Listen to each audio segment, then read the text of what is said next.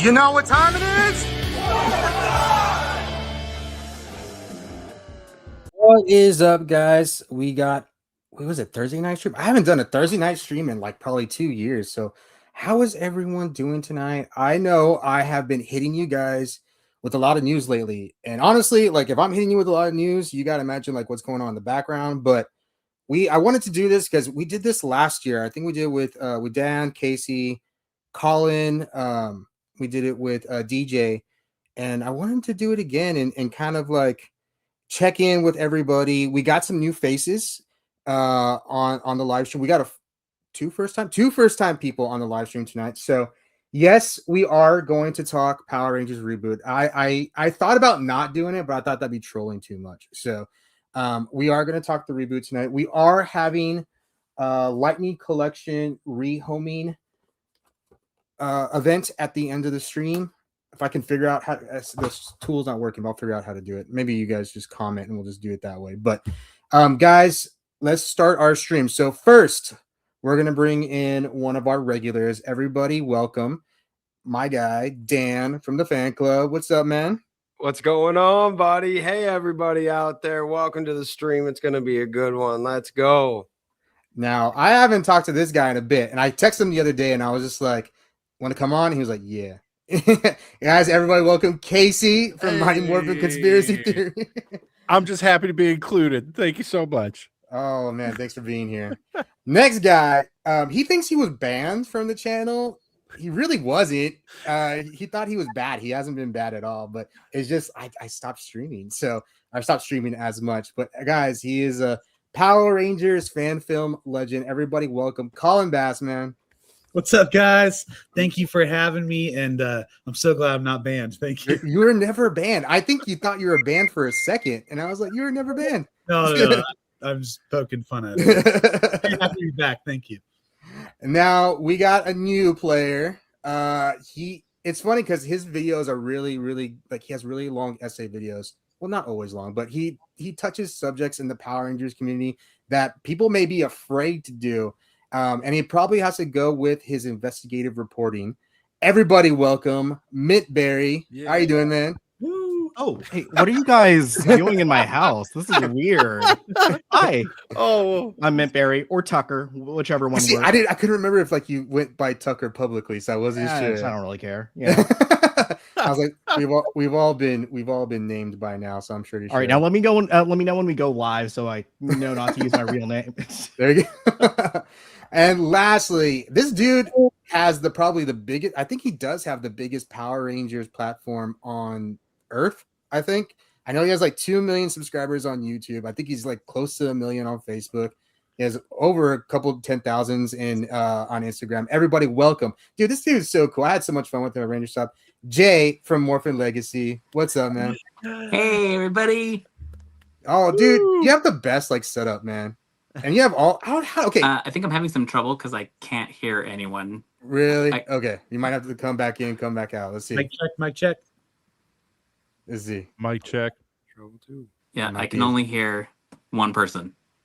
Well, we were fake clapping, so I don't know if that was. Yeah, we try not to be too loud. I don't care. Yeah, I'll be loud. I don't know what's going on. Well, but it's not anyways, me. let me come back out, I guess. I don't know what to do. Can't hear anybody. Okay. No, you're good. So how's everybody been doing? Let's start with Dan, man. What's been going on with you?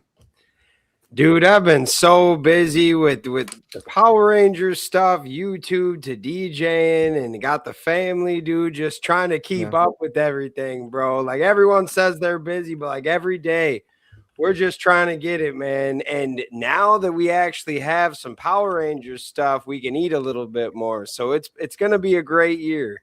Dude, it's really amping up. I remember we talked about this. What was it, like last August? Like we felt like there was like a more going on with it. You can hear us now? I can hear you now. Okay, cool. So Hooray. Casey, man, dude, Yeah. So when's your next 30,000 view video coming out?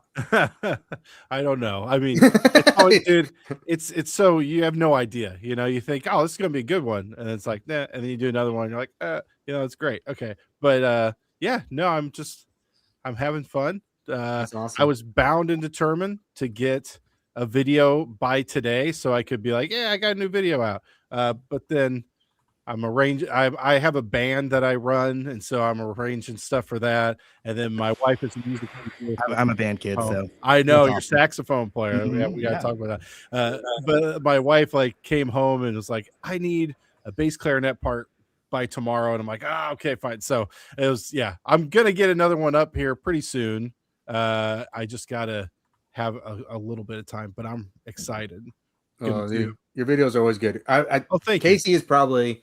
I mean, we're all editing here, but I love Casey's editing. Thanks. His editing is like so good on his videos, and I'm like, I appreciate that. I was like, I'm too lazy to be that to try to even do that stuff. I feel like I need to probably calm down. And every once in a while you get one comment who's like, I'm done with this video, too much extra crap in it. And you're like, okay. Oh no, keep going. I always ignore those. Yeah, I know. It's fun anyway. Yeah. But yeah, no, life is good, man. I'm excited and I'm happy to be here. These are always really fun. So thanks for having me. Of course, man. And Jay, every time like a new thing comes out, Jay freaking already has it 2 weeks before everybody else, and he's doing a video. Dude, Really? like, how do you fit all that stuff in your room or in your house, really? Well, basically when I inherited this house again, this is my old bedroom from when I was younger. So I basically just threw out everything that was in here, redid the entire room, and this entire room is Power Rangers now. Dude, I love your logo in the background with the lighting. That's thanks. Cool, it's over here. Yeah. And neon is like the coolest thing. Yeah, that's awesome, man. Then Mint Berry, man, how are you doing? I met Mint Berry at a Ranger stop. That was cool, man. In Atlanta, And you've had, I think we've both been a little bit controversial since Ranger Stop in some of our videos or some of our content. But how are things going with you, buddy? I mean, I just pissed people off because what did I say? Like Power Rangers doesn't need Super Sentai, and then basically you agreed with me, and then but like a month later they were like, oh yeah, we kind of needed Power Rangers. Toei was like, oh yeah, we kind of needed that, and now we've got a Gavin Infinity. Hooray! It's Gavin time, guys. Right. That was maybe we'll talk about a little bit about tonight. I didn't think about that, but yeah, I feel like I was trying to plan this live stream and I got 2 topics in, and then like just crap kept on happening with as far as making content that would like preceded everything else. Is that the Campbell Cooley in the chat? Is that Slider? We love Campbell. Oh, we love Campbell. Oh, he's the man.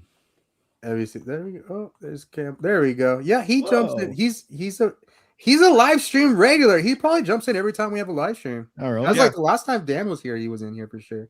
Campbell's awesome, man. He's just how little of you I watch. Ooh. Nah, you're good. It's how little I live stream. And it's funny because a lot of my regulars here know like how much I used to live stream. Like it was probably sometimes it was even twice a week, but that's kind of how I started. It was more getting on and engaging. It's just I don't have the time. Honestly, when my daughter was born, that's kind of like when my time a better priority. Real life. Understandable. I was like, by the time it turns 8 o'clock, I'm like, I'm done. Like I'm done. We're getting up there, man. We're getting up there. Colin, man, dude? Colin, you're doing so much, man. You got Dragon Ball, you got Resident Evil, you're running like half the cons in the United States. Like, what's going on with you, man? Yeah, so full-time job is working with this media company. We do different anime conventions, and we're branching out and doing a bunch of new ones for all along the West Coast. And I'm bringing what I call Ranger Legacy. It's kind of our like mini Power Ranger con within the anime con, which is really cool for me because obviously I'm diehard Power Ranger fan. So yeah, doing that, but then also I'm very blessed and very so grateful that I get to write, act, and film under the same umbrella of my day job. So I'm very, very, very grateful for that. But yeah, so running conventions, filming, we have some projects down the line. We just, one thing that I try to do is incorporate my love of Power Rangers into the different projects. So like, I don't know if you guys are Dragon Ball fans, but we just had Jason Font, Campbell Cooley, and Brennan Mejia in our Dragon Ball series. At the same time, we're still doing different conventions that kind of bridge the, pop culture medium between anime, video games, Power Rangers, everything. So yeah, lots going on, but so grateful and so happy to be here. And you guys are awesome. I appreciate all of you so much. And if I could say one thing, you guys are everything that's right in the Power Ranger community. There's been some weird stuff lately. I won't get into it, but big shout out to all of you guys. I appreciate you all so much. I appreciate that, man. That's awesome. Same to you. Do you? I do have a quick question. Are the cons? You said like they're kind of working hand in hand. Are they a little bit financing some of the fan films you're making? No, it's. I mean, well, I guess you could say that, but the idea is that we create content and then we use it as kind of because Okay. we're gonna get more views on this show than we'll ever sell tickets. But if we can go like, hey, Dragon Ball Son of Trunks series finale is out, come watch it with the cast and crew at Anime Pasadena. It's kind of all cyclical, but no, there's no.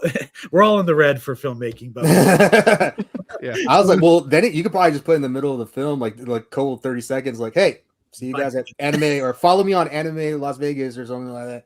Yeah, you want a real other episode? Buy some tickets.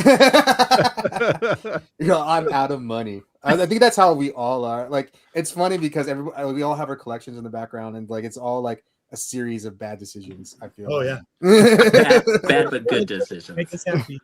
What man? More Jay? Like, I think they send you half the stuff, man. I'm about to say, Mister. Man. Did you do it? You did an ad for what was it? The Heritage Auctions. I was like, dang. Oh, man. I did. Let's be real though. Like the other companies, like Hasbro and stuff, haven't sent me stuff in years. So that's not a thing. Well, yeah. If you're wondering why Jay's camera is like vertical, it's to make his collection look smaller. Right. It's so big. It'd be too distracting. In a closed space. Yeah. All right, guys. So we're gonna hit our first topic for the night, and I'm gonna start off easy because I think we have some topics that are gonna be kind of a lot of kind of meat and potatoes, especially when we get to the reboot part. But I want to get y'all's take on the new Playmates. I guess not even new anymore. It's already a year old. But what are y'all's take on the Reignition line? We'll start down the line with Dan. I actually liked it. I thought it was pretty good for what it is. Like, it's not the Lightning collection. It's not a high-end toy collection. It's for kids, but it's $10 a figure. I remember you could get the 6-pack for like $60. The only thing that is expensive is the Megazord. You got to buy it all in pieces, but it's a giant old Megazord. I mean, you can get a Blade Blaster for $20, a Morpher for like 15. Yeah. Bang to your buck here. Like, I actually appreciated it. I know people are sick of Mighty Morphin, but this was a safe thing that Playmates could actually sell and they would feel okay with. Year one, let's just push out the first season, and now I hear we're getting that season 2 coming, so that means we're going to get like a White Ranger. Maybe we'll get some other things. I feel like I knew, like, so I saw the picture and people were like, oh, did you see the White Ranger and Rocky and Adam and Aisha? And I was like, I feel like we've seen this before. And maybe it's a thing that we just knew about it when we, or we expected it. I don't know. Maybe I feel like I've seen the figures before, but does anybody want to chime in? Anybody have any thoughts on the Reignition line? I think it's definitely not for me, but I think it's a great thing to just have because it could have been worse. We could have just had nothing at the store. So it's good to have at least a presence. Now it is kind of sad to see, the Power Rangers section on the shelves it's just so tiny now. But these little figures, like Grant, I said it's not for me, but I have one in my hands. I mean, what I would have done is maybe have had it like, I'm not sure if it's possible, have it in addition to like what Hasbro was already doing. That way they could have struck that perfect balance, but I'm glad it's not completely gone. That's just my take on it. It's good to see that Power Rangers is still on the shelf, even though, like you said, it's not particularly for me, even though I still bought it. But it's good to see the packaging is on the shelves and people are aware of Power Rangers, and that's all that's important to me, really. And they gave us the battle bike. Like, I didn't even get that yet. That was probably the coolest thing, guys, is this one right here. I saw those once in a store in LA, but none of the stores in my area have them. I still can't find Pterodactyl. Yeah. Oh, I can't find it either. We're pretty limited. My Megazord is topless, basically, so that's inappropriate. What about you, Colin? What do you think? Oh, it's a safe bet, right? I mean, we can all agree on that. The fact that the people, it's not for me, but we have them, which is totally fine. The Lightning collection was fun because you're getting things that you never thought you would have before, like all the different seasons. Especially, I'm a big Disney era fan, so I was having a blast collecting and all those. Sorry, I'm getting a message. Very important guy, guys. Sorry, it's all connected to my laptop. But what I'm saying, safe bet. I get why they did it, and I get that. I get why a lot of companies or a lot of like collaborations all go Mighty Morphin. It's a safe bet. But how fun was it guessing and finding out what the next like season was on Lightning Collection? Right. I had so much fun doing that. So, not a hot take or anything, but safe bet makes sense. Quick buck for whatever company's selling it.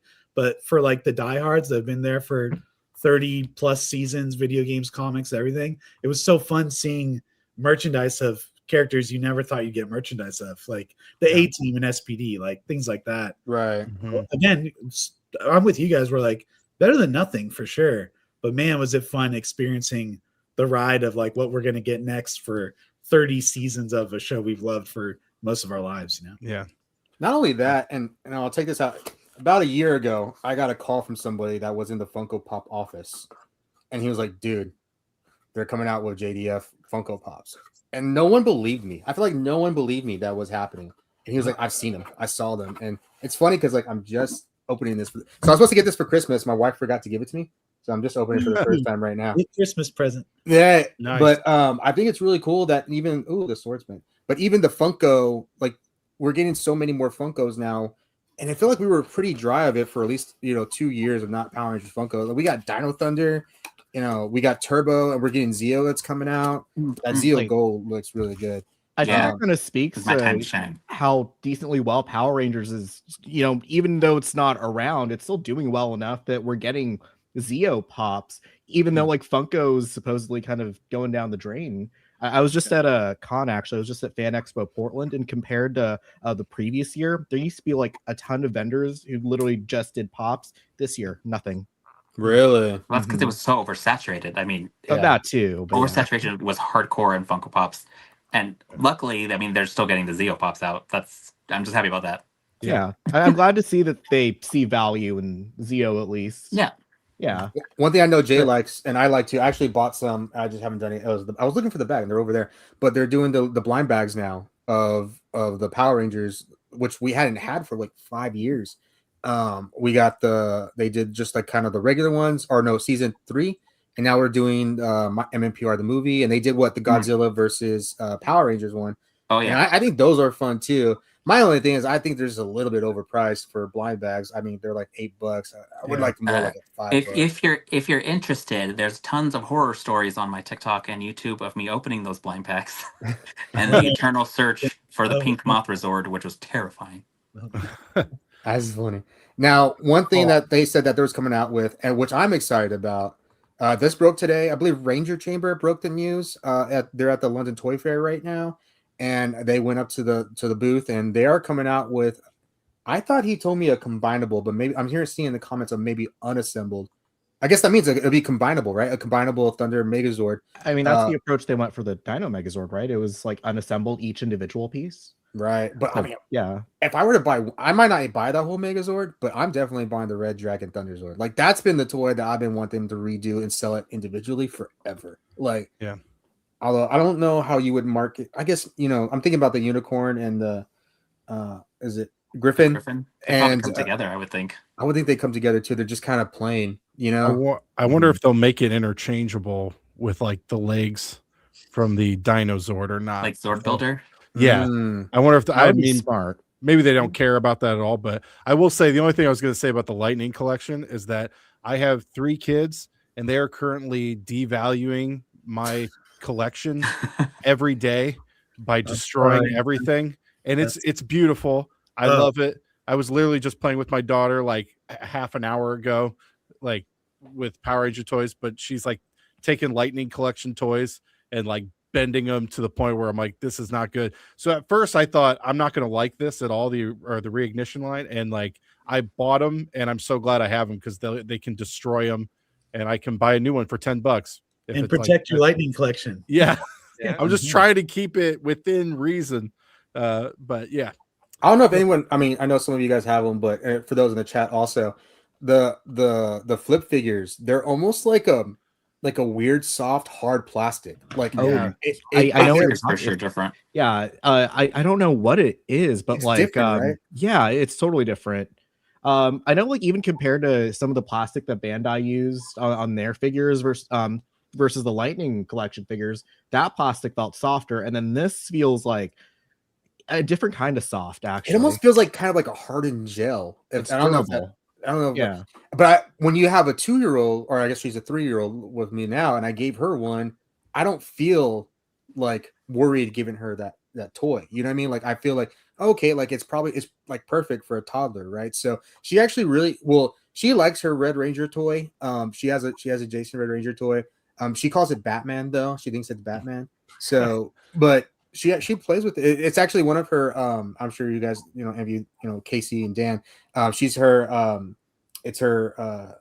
Oh my god, her seat chair, or her seat toy. So she has it on her. She has it. Every kid has their toys that they mess with, so we don't scream the entire time in the car. That's what she plays with in the car. But she also, I got her we went to the store one time and she saw the Pink Ranger mask, and those $9 Pink Ranger or Power Ranger masks, and those are really, really good. I'm actually really impressed with those masks for the price that they are and the quality, because they're a good solid plastic, and not all the detail is there, but I think they look really good. I think they'd be really good wall art also.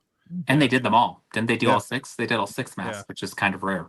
Well, and they also we just got the Rita figure is pretty awesome actually. Like that's a really good looking figure. And I just got the putty one, and that's pretty good. I wish they would sell the putty ones for either the same price for 2 or for $5, because I would buy 10 of them if they were cheap, super cheap, just to have a bunch. But at $10, I'm I'll get 1 or 2 at the most.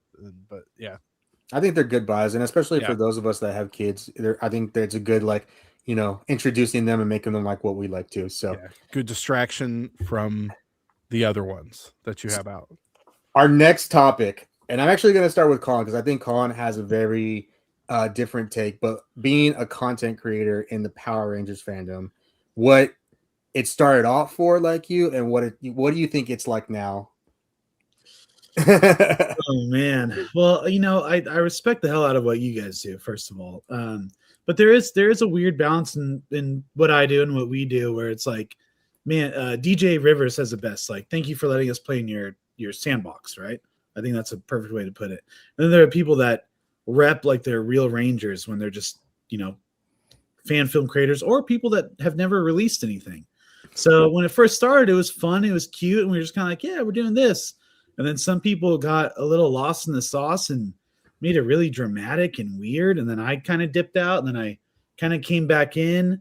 It's very different from when I started, but it's crazy to me that these people that, it's fan films. It's I respect writing and producing and creating everything. But, and again, there's some people that haven't even released anything that are calling themselves a real Ranger. And it drives me nuts.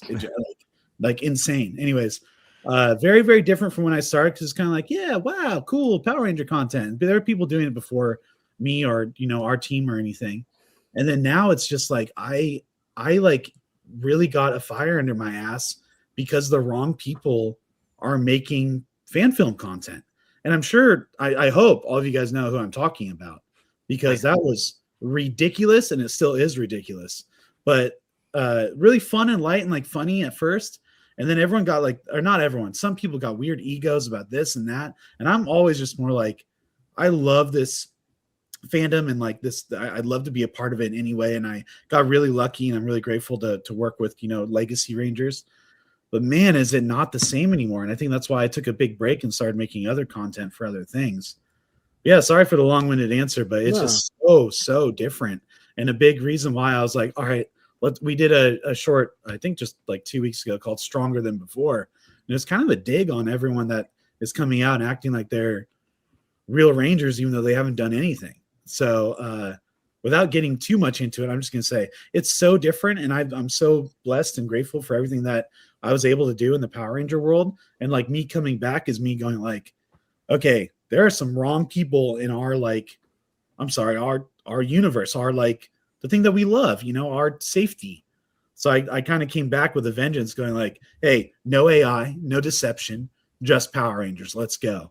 So I hope that answered your question. I hope I done the right person. I think, with the rise of AI, and even the rise, because you've been creating Power Rangers content since before TikTok, you know what I mean? So I think you and Jay are probably the two, out of all of us, the two oldest content, or not oldest, but you know what I mean? The one that's been around for the longest as far as content creating. So I guess, and Jay, if you could chime in, if we're calling is here too, but like, do you think that's changed with? And I don't want to get too much into AI because last time I did it was just crazy. But like, especially Real with quick, like the I was rise of short form media. Sorry, Yeah. I was specifically talking about fan films. I don't Right. want to step on any AI toes if anyone uses it here. I was just talking about fan films. No, and then I'm just saying like, and no, I understand that, but I'm saying like, do you think it's changed more because more people have access to be able to easily make content, or Yeah. and do you think that's good or bad? When it comes to that type of, if it comes to AI created content, yeah, that's bad. Because it's so, again, oversaturated.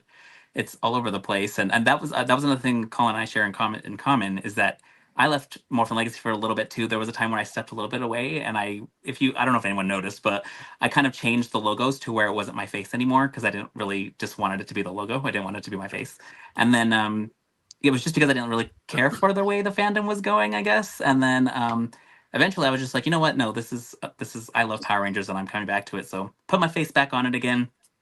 And kind of to make fun of AI Power Ranger creators, I created my little action figure show, Most Popular Rangers in School, which I kind of just shake the little action figures in front of the screen and make them say things. I like that. Those So are funny. that's kind of like my little Yeah. my little protest is just me doing that stupid little show because it's just me literally shaking the figures in front of the screen. So I want to make funny content that I'm doing that's stupid, and like I want to do stuff like that. So I want to bring the fun spirit back to the fandom too, because that's something that we lost a little bit, but we're getting it back for sure. So I'm glad to be in this group of people. I do feel like it's been better for the most part lately. Like, I don't know. I feel like there's always that divide. Mint Berry, you Yeah, are Tucker. me. You are the one that makes the most people here. No, I'm just joking. But you definitely touch on controversial subjects as far as the fandom goes. How do you think it's changed over time for you? I mean, I've just never really cared what other people think. So, if I have a thought on something, I have a thought on something, and I'm always so happy, if people disagree, and we make some really great conversation about that in my comments. But yeah, I do. It's funny we're just talking about like AI. That's a future video. Shh, not the next one, but shh. It's been something that over the last like few years, I haven't actually been doing a lot of like drama related videos within the fandom. I would say it's more of here's my commentary on like kind of a topic of the week. I usually don't like doing those kinds of videos unless it's like really something that I feel like I could give some value or some like perspective on in some way. Because I usually like doing evergreen stuff personally. Yeah. I just say what I want to say, man. And I think I have a lot of fun doing it. I don't ever want to like get too deep into I'm only covering stuff that like, oh man, I think this sucks in the fandom. I don't really like to live like this only negative life. So I try to mix it in with other stuff too. But I started off as a streamer, actually kind of jumped into YouTube by accident. And thankfully I had some non-Power Ranger niche friends who kind of helped me out. But I'm certainly not like the first video essayist, but I thought it was just a really good format. Not a lot of people were doing it at the time. Right. And yeah, that's kind of how I share some of my stuff. Yeah, but I don't think I could like edit an hour-long video. Like that's just Dude, it sucks. I'm not gonna lie. I Editing is hate the it. worst. Yeah. That just seems incredibly difficult for me. I'm more like I got it to 801. I'm happy, and that's where I'm at right there. The YouTubers know what I'm talking about. But like, Casey, what man? I don't say you're too controversial. You have touched on subjects before that's gotten you some heat, I could say. But what do you about as far as being a content creator and how the fandom's changed? Well, it's interesting because I've had a few videos I've talked about, like I call it the TMZ stuff, which personally I just don't enjoy that stuff because I don't know. I just feel like people get really, especially when they start getting into the actors' personal lives. It's like a lot of these people do Power Rangers very, very early in their career. And some of them, they don't even really know if like acting's it for them. And they kind of book the show, they do it. It's a hard show to be on. It's stressful hours. And then like I think people kind of hold these people like they better be perfect human beings or else like the fandom's disappointed. And it's like, well, I don't know. That's why I'm not big on that. But I've done a few only because there's been when I see narratives happening online that are people are implying things that aren't true, like, you know, I think we all know, like, there was, you know, a lot of controversy with like ASJ a few years ago, or like a year or two ago. And if you dislike him for those things, fine. Like, I get that. But then people were starting to like be like, well, you know, he's an alcoholic and he's this and he's that. And I'm like, whoa, you guys are just making stuff up now. Like, and I mean, I don't know him personally, or I've never met him, but there was just a lot of comments that were being said that were not based in any sort of truth or reality, and people were just putting them online as if that was, you know, like that was real. And so, like, I've touched on those things, and that got me in some hot water with certain people. But I don't really care if they hate me. I typically find that that's more because if you're foaming at the mouth at night because Austin St. John committed fraud, you need to probably take a breather on that. Because there's like tons of people who commit fraud. I mean, which I'm not saying it's okay. It's just that, like, he's one guy out of probably, you know, hundreds of thousands of people who do it, who have done it. But sorry, I'm starting to ramble now. I'm getting off it too. But I find that I really like the niche, like Power Ranger theory stuff. Thing, and those don't get it in the fandom. Those don't get as many views. Like, I feel like if I would just do a video on, like, did you see what this actor did? Like, people that would get more views. I think, sure. But you know, for me, it's more so I try to find the balance. You know what I mean? Like, I feel like because of where I am right now on my platform, I do need to touch on those things sometimes, but most of the times I don't make a video or make several. I'll do a post. You know what I mean? Like, you know, I am fortunate enough that I have an audience on other platforms as well. So, like, you know, when, for example, when ASJ got his, you know, his final render or whatever, you know, I just made the post. I can say I covered it and then I'm good. You know what I mean? So, like, that's kind of like where I'm at on it. And I think it's hard to, like, one of the perks, obviously, of being a Power Rangers content creator is a lot of us know the Rangers, like, or at least a good amount of them, people. Right? And it's weird to see, and even with AJ, like, because AJ has always been really nice to me, right? And he's always been respectful, and he's never been rude to me or anything. And I've heard people have had stories. I understand that, right? And I sympathize. And it's really with every one of the Rangers. I'm sure everyone there's a story on every one of them. But it's like, you know, when something like that happens, or even maybe less Hector, but like something like that happens, but like it's kind of hard for us to like just go in on it, because I think most of us, as far as Power Ranger content creators go, we've always come out of it like because we enjoy Power Rangers, not necessarily because we enjoy talking about what is wrong with Power Rangers, right? Yeah. Like, I think if our negative videos, I mean, most of my negative videos probably, you know, before like my platform got better, I don't even think I have a negative video, but before my, you know, my negative videos were like, I really don't like this figure. Like, you know what I mean? Like, this is what it's like. I think this is, why are they I remember I did a video on the Cobra Kai figures. Like, why are we wasting our time on Cobra Kai figures? Like, you know what I mean? Like, I want something more, you know, from the series. So I think that's kind of, I think it's also, and it's weird because I've been accused also of clickbait a lot, right? And and honestly, if you're not trying to clickbait, you're not doing content creating right. And that's my kind of, you have to have something compelling. You have to have something. Yeah, that's the perspective that like we all have as creators, because someone got on me for this like a year or two ago. They're like just looking at all my video thumbnails. I've never seen my videos. And they're like, wow, is all these guys like videos just negative? And like I literally like went and took a picture, circled all the ones that were like positive and crossed out the ones that were negative, and most of them were positive. It's just, unfortunately, the way we have to package our videos or content on these platforms is negative things are just, I always say this, negative things are just sexier for people to click on. That's the truth. Yeah. I mean, I think the last video I did was probably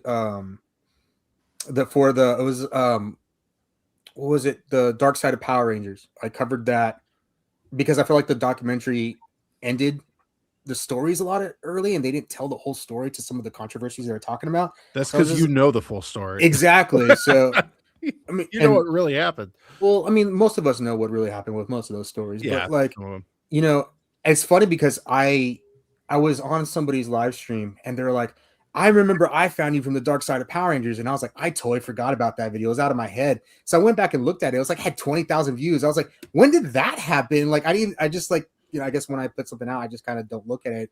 You know, I only look at the latest thing and I kind of forget about it. But you know, I think it's kind of a fine line. I feel like the fandom has changed. 2015 is probably where it changed a lot, I think. And I think that happened with a lot of fandoms, especially like Star Wars, Marvel, maybe less Marvel. Marvel kind of was more after COVID. But you know, that I think the fandoms and people's bravery to say not nice things, like just like escalated. I guess that's the best way to put it. I wonder what happened.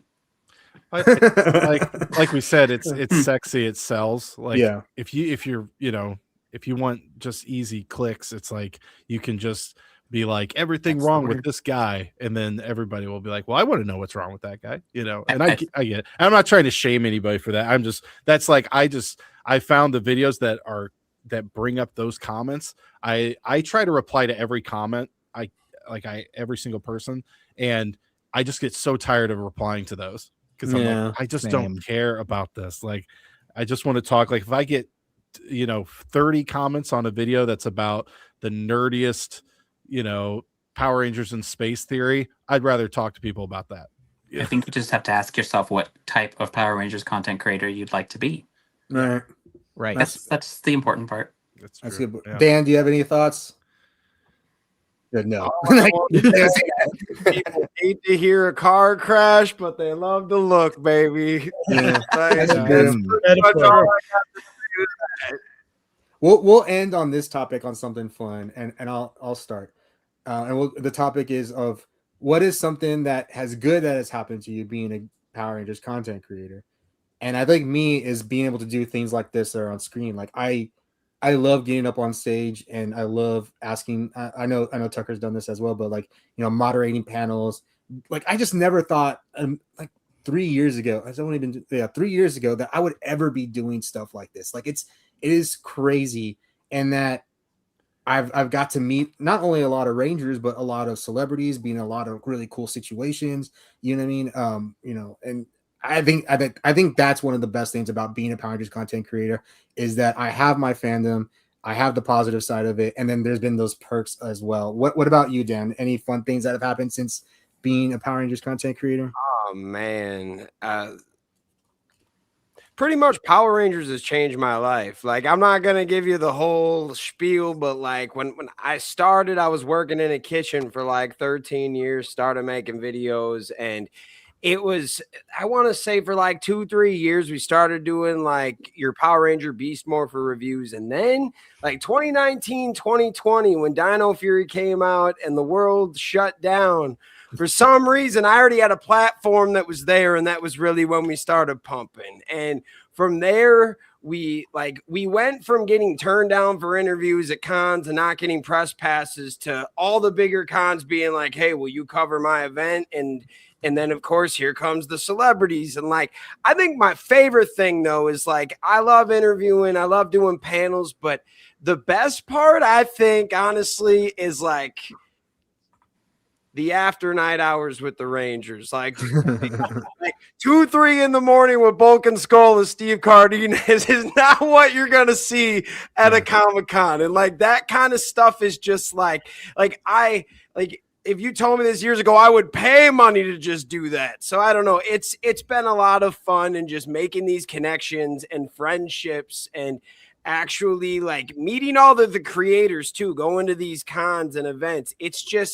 It's all awesome. And yes, there is negative stuff, but when you put yourself out there, you're going to get the good, you're going to get the bad, but you got to hold on to that good because that's the best part about it. And like that's part of putting yourself out here is like, you're going to get shitted on sometimes. I mean, but do they get to go hang out with a Red Ranger at 2 a.m? Like it's, you got to take it as you can. And so like at the end of the day, I love it. Power Rangers has changed my life. 5 years ago, I quit the kitchen job to do this full time. It's just been awesome, bro. So like, yeah, there's going to be bad days, but it's way better hanging down here making content all day than fucking working my ass off in a kitchen. Like Yo, yes. Thank you, Ranger Nation. That's all I gotta say. What about you, Casey? Oh man, I have done content and I do music and all sorts of things, and I made like 2 videos just out of like I just wanted to do it because I had these ideas. I'm like, I better put it down before some other person out there says this theory was their idea. And then I'm like, son of a, so I'm like, I just got to put it down. And then like, it kind of exploded and I got a bunch of subscribers overnight, and then I just kept at it. And it's been really cool. Like just to have some connection to the franchise, like I did one video that got like, Simon Bennett, who is the executive producer and Dino Fury, commented on one, and like that is like if I told myself as a child that like, dude, the executive producer is going to comment on one of your videos, that would blow my absolute mind that we can like connect. I get to connect with some of these people, and I've gotten to, I interviewed Campbell Cooley, which was like just an amazing experience, and getting to like meet him and just, I made a video about Turbo. And in it, I talked about how I think Selwyn Ward is like the most underrated Red Ranger of all time. Like he's amazing, but he had such a short time that he didn't get enough credit. And then like he shared that video and was like, I like this guy. And I'm like, hey, that's amazing. Like it's just so cool that we get to just have a connection with that's deeper than just like someone, looking in on it. But it's, honestly, I've met so many people commenting and talking to people, and I've learned so much about people, like just human nature in general. Like dance, like you said, it's like we know we're gonna get crapped on, and like it happens. But like I've had times where somebody is just like going at me hardcore, and I'll look at their YouTube channel, and it's like there's a dedication to their dad who passed away like 3 months ago, and I'm like, oh, I get it. Like I know why they're I know what's going on. It's like I've just learned to be a more like accepting person and try to forgive people more, because I'm realizing more and more that like a lot of those nasty comments are coming from something within them, not necessarily me. So I don't know, man. It's made me a better person, I think, in general.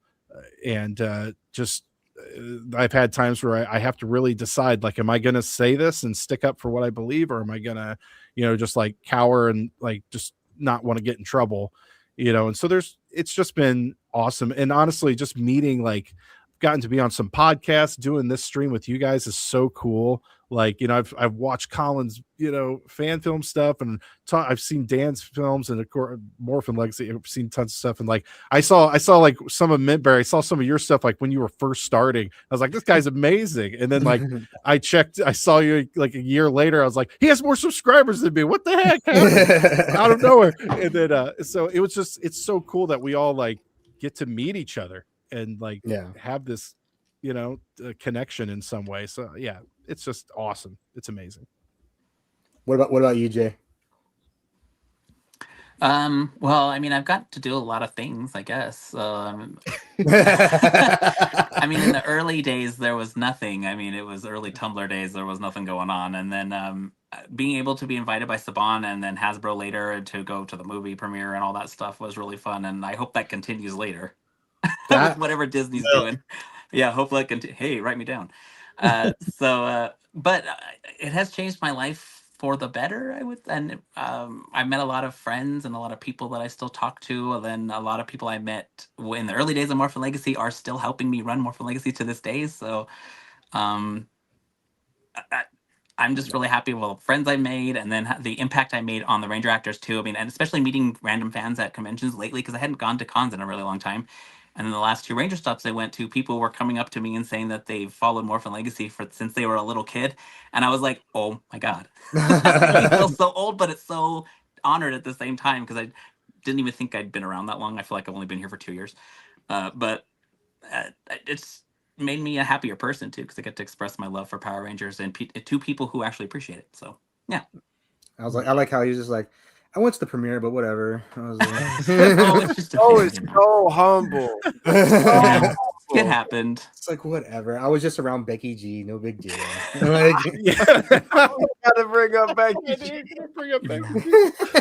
That was pretty great. see, True. what about you, Minberry? What's going on? Real quick, since you mentioned Becky G, I worked at like my local, I guess, like my state fair. I'm from Oregon, so I worked the state fair that year while I was in high school. It was right before the movie the cast came out, and Becky G happened to be performing there, and I didn't know who she was, so she just walked by, and my friend was like, "Oh my god, that's Becky G," and I'm like, "Who? Oh my god, I'm never gonna care about her, whatever." And then like 6 months later, Power Rangers, and like, crap, I should have gone and seen her. Well, not only now, I missed out. But wait, what were we asking again? was something How's that the teacher? yeah, Oh, so- yeah. Honestly, when I started, this has always kind of been a side thing. It's not that I've never like taken it seriously. I still kind of don't take it seriously, but I just kind of put all of my autism into one little video, and it's awesome. I like expressing myself, and it's afforded me so many opportunities that I'm absolutely grateful for. Not everyone can say, hey, I get to go do this and I get to go do that and meet all these cool people. Lots of people in the chat. Oh, hey, Jin. Hi, I see you in the chat. Hi, Jin Saku. Hi. And lately I've actually been getting a lot more. You mentioned this, Dan. Con gigs. I've been emceeing and doing panels and a lot of that. I'm looking to do some more of that. I'm actually doing one with Tracy. I can't remember if that's been announced yet in a few months, but yeah, with Tracy Lynn Cruz, I'm going to do one. But yeah, it's been great just being able to travel and meet a lot of cool people. Getting to meet some of you. I haven't met or talked to some of you. This is the first time, but a couple of you, like, we've like talked over social media. And everyone's so cool. I'm so glad that we've kind of gotten to connect in this really cool way. And that's probably been my favorite part. and I think I think for the most part, Power Ranger content creators do come together and help each other, or collaborate, or most of us, I feel like most of us have talked to each other. And I know there's a couple that are just like, well, I don't like this guy because he does this, or I don't like, what I mean? But I don't think they're kind of few and far between. There's not a lot of them, you know what I mean? So I think people can, if you don't like me, that's fine too. You don't have to like everyone. As long as we don't try to ruin each other's fun. That's always a big thing. Yeah. Great. What about you, Colin? I feel like it's been more crazier for like you literally like, I know we talked about you're not, you're a fan film creator, not but like you're pretty much a ranger, dude. Like, Thank you so much for saying that. But I was thinking about this, and my answer to this question, I'm like, man, there's so many moments that just blow my mind, like acting with them or writing for them, or even my first like CGI morphing sequence. You guys all have blown my mind with your answers, but I think one, the connections, I totally agree with. 2, the making you kind of a better person, I totally agree with. But 3, like the child in me got to like look down the barrel of the Magna Defender and like act with him on a spaceship, like things I could never ever tell my younger self. And then but yeah, moments for that were like and like I don't want to get all like artsy fartsy, but I'm going to for like 1 second. You have to imagine that like when you're acting with these people that you've watched for 20 plus years, you're not Colin acting with them. You literally have to not be Colin and be someone else and acting with them. And so like I'm kind of like out of it, but then when I watch it back, I'm like watching it as like a fan. And I'm like, whoa, Colin acted with the Silver Ranger from In Space, but I was there, So my moments, and I'm right there with you guys, where you're in a fandom and you're very connected to a fandom where doing the right thing is really important, and like trying to do the right thing is even more important. So I'm with there too, and also connecting with people that are also so motivated or connected to the Power Ranger fandom is rare in at least in my world over in LA. And so I love that, but also there are some fanboy moments where I'm like, all right, keep it cool. Like one time I couldn't stop smiling with William Schufelt, who's one of my really good friends now. And I'm there and I'm supposed to be like really serious, the Wind Ninja founder. And I'm just like smiling. He's like, why are you smiling? I'm like, sorry, dude, I'm working with the Ranger. And there's just been so many moments where I just can't believe that I'm here, and like, you know, I kind of leave myself for it, but then I come back and I'm like, whoa, we just did that. And then the morphing sequence for the Omega Ranger was probably my biggest dream come true. It was unlike anything I ever thought I would ever do in my whole entire life. And then to still have it there, like, you know, on our episodes was just a crazy. And then most recently, I think it was Morphicon. What was that, 2 years ago? Because we're 1.5 years ago. I got to film with the Thunder Rangers, and they became like my good friends. We got to keep doing cons together and like hang out and party. And Dan, I don't know what you're up to with Bulk and Skull and the Red Ranger, but but yeah, it's been really great. And also I'm right there with you guys with, you know, connections and being a part of something that you've loved for so long. I still can't believe you got Font in purple hair and staying armor. Dude, I know. Can I tell this story real quick? Yeah, go ahead. So I call him and I pitch Son of Trunks, and I kind of leverage that we have Brennan and we have Campbell, and like we have this many views on whatever, like, you know, business pitch. And I'm going for it, and I'm like explaining. He doesn't know anything about Dragon Ball, which is totally fine. And then he was like, well, let me think about it. And I go, okay. And then I'm like, he's not going to do it. He calls me back the next day, and he goes, you know what I like about you, Colin? You go after what you want. And what you want is me. I'm in. He agreed to be my dad / Trunks in Dragon Ball Son of Trunks. And that was so cool, man. When I saw that picture come out, I was like, holy crap. Oh, yeah. It was just like... no one was like, oh, that makes sense. Everyone's like, what the hell is that? That's funny. You kind of question look like you, bro. You look like him. Like, I see it now. Yeah. That's cool. Yeah, we have that side man. profile. Yeah, and like sneak peek, I can't say anything, but we already have another project coming up next month where I play a younger version of him. So be on the lookout for that. Interesting. He's doing a lot of indie short films now, right? That's what he's kind of doing right now. Yeah, he's like on the like something Oscar nominated. I saw that. I saw that. Yeah. Or like it was in consideration. They were trying to get. Yeah. I don't know the exact specifications, but I know he did that indie one. I know he's working with Bat in the Sun, and then I just got him, dude, like 4 days ago to sign on to this next project that we're doing. So That's awesome. Get him all you can before he wins an Oscar. I know. The price is going to go way up. Question: And Who's so going funny. to Morphicon this year? Sorry. I'm planning to. You are. I wish I could. I don't think I can. Dan. I'll be there. I think I blew too much money already. Yeah. That is how. I haven't made up my mind. I have South by Southwest in March, and then I'm supposed to do San Diego again, and so I haven't. It's just like a lot back to back, so I don't know. That's where we met at San Diego. That's right, we did. I was like, dude, you look so tired. No. The dude was working, man. I saw you were running around everywhere, man. He was hosting an event, and Walter was at the event. I was like, what freaking Walter's here? Like that was random, but yeah, that was performed. Yeah, he did perform. That was well. If not Morphicon, I hope to see some of you guys and like at other cons or elsewhere, because that'd be a lot of fun. Yeah. It's always like the best getting to connect with someone that you've like kind of enjoyed their stuff online. It's like, oh my god, you're a real person. What? Yeah. Yeah. I think going to Ranger Stop. I went to when I met you guys at Ranger Stop. Like that was my first like I've been to like more phenomenal here in San Antonio, but it's like really small, and compared to Ranger Stop. And even then, like, Ranger Stop still like there's another step from Morphicon, but like Ranger Stop was like as a content creator and being around for a little bit, and like now a new one, and it was like kind of overwhelming a little bit, you know what I mean? It was just like I told Dan before he went to Orlando, and I was like that first day, I think I got pulled aside like 30 times. It was just kind of crazy, people just like recognizing you, and it was cool, but it was just like that was a lot of social for one day. You know what I mean? That's why I didn't bring the snow staff with me the second time to the filter.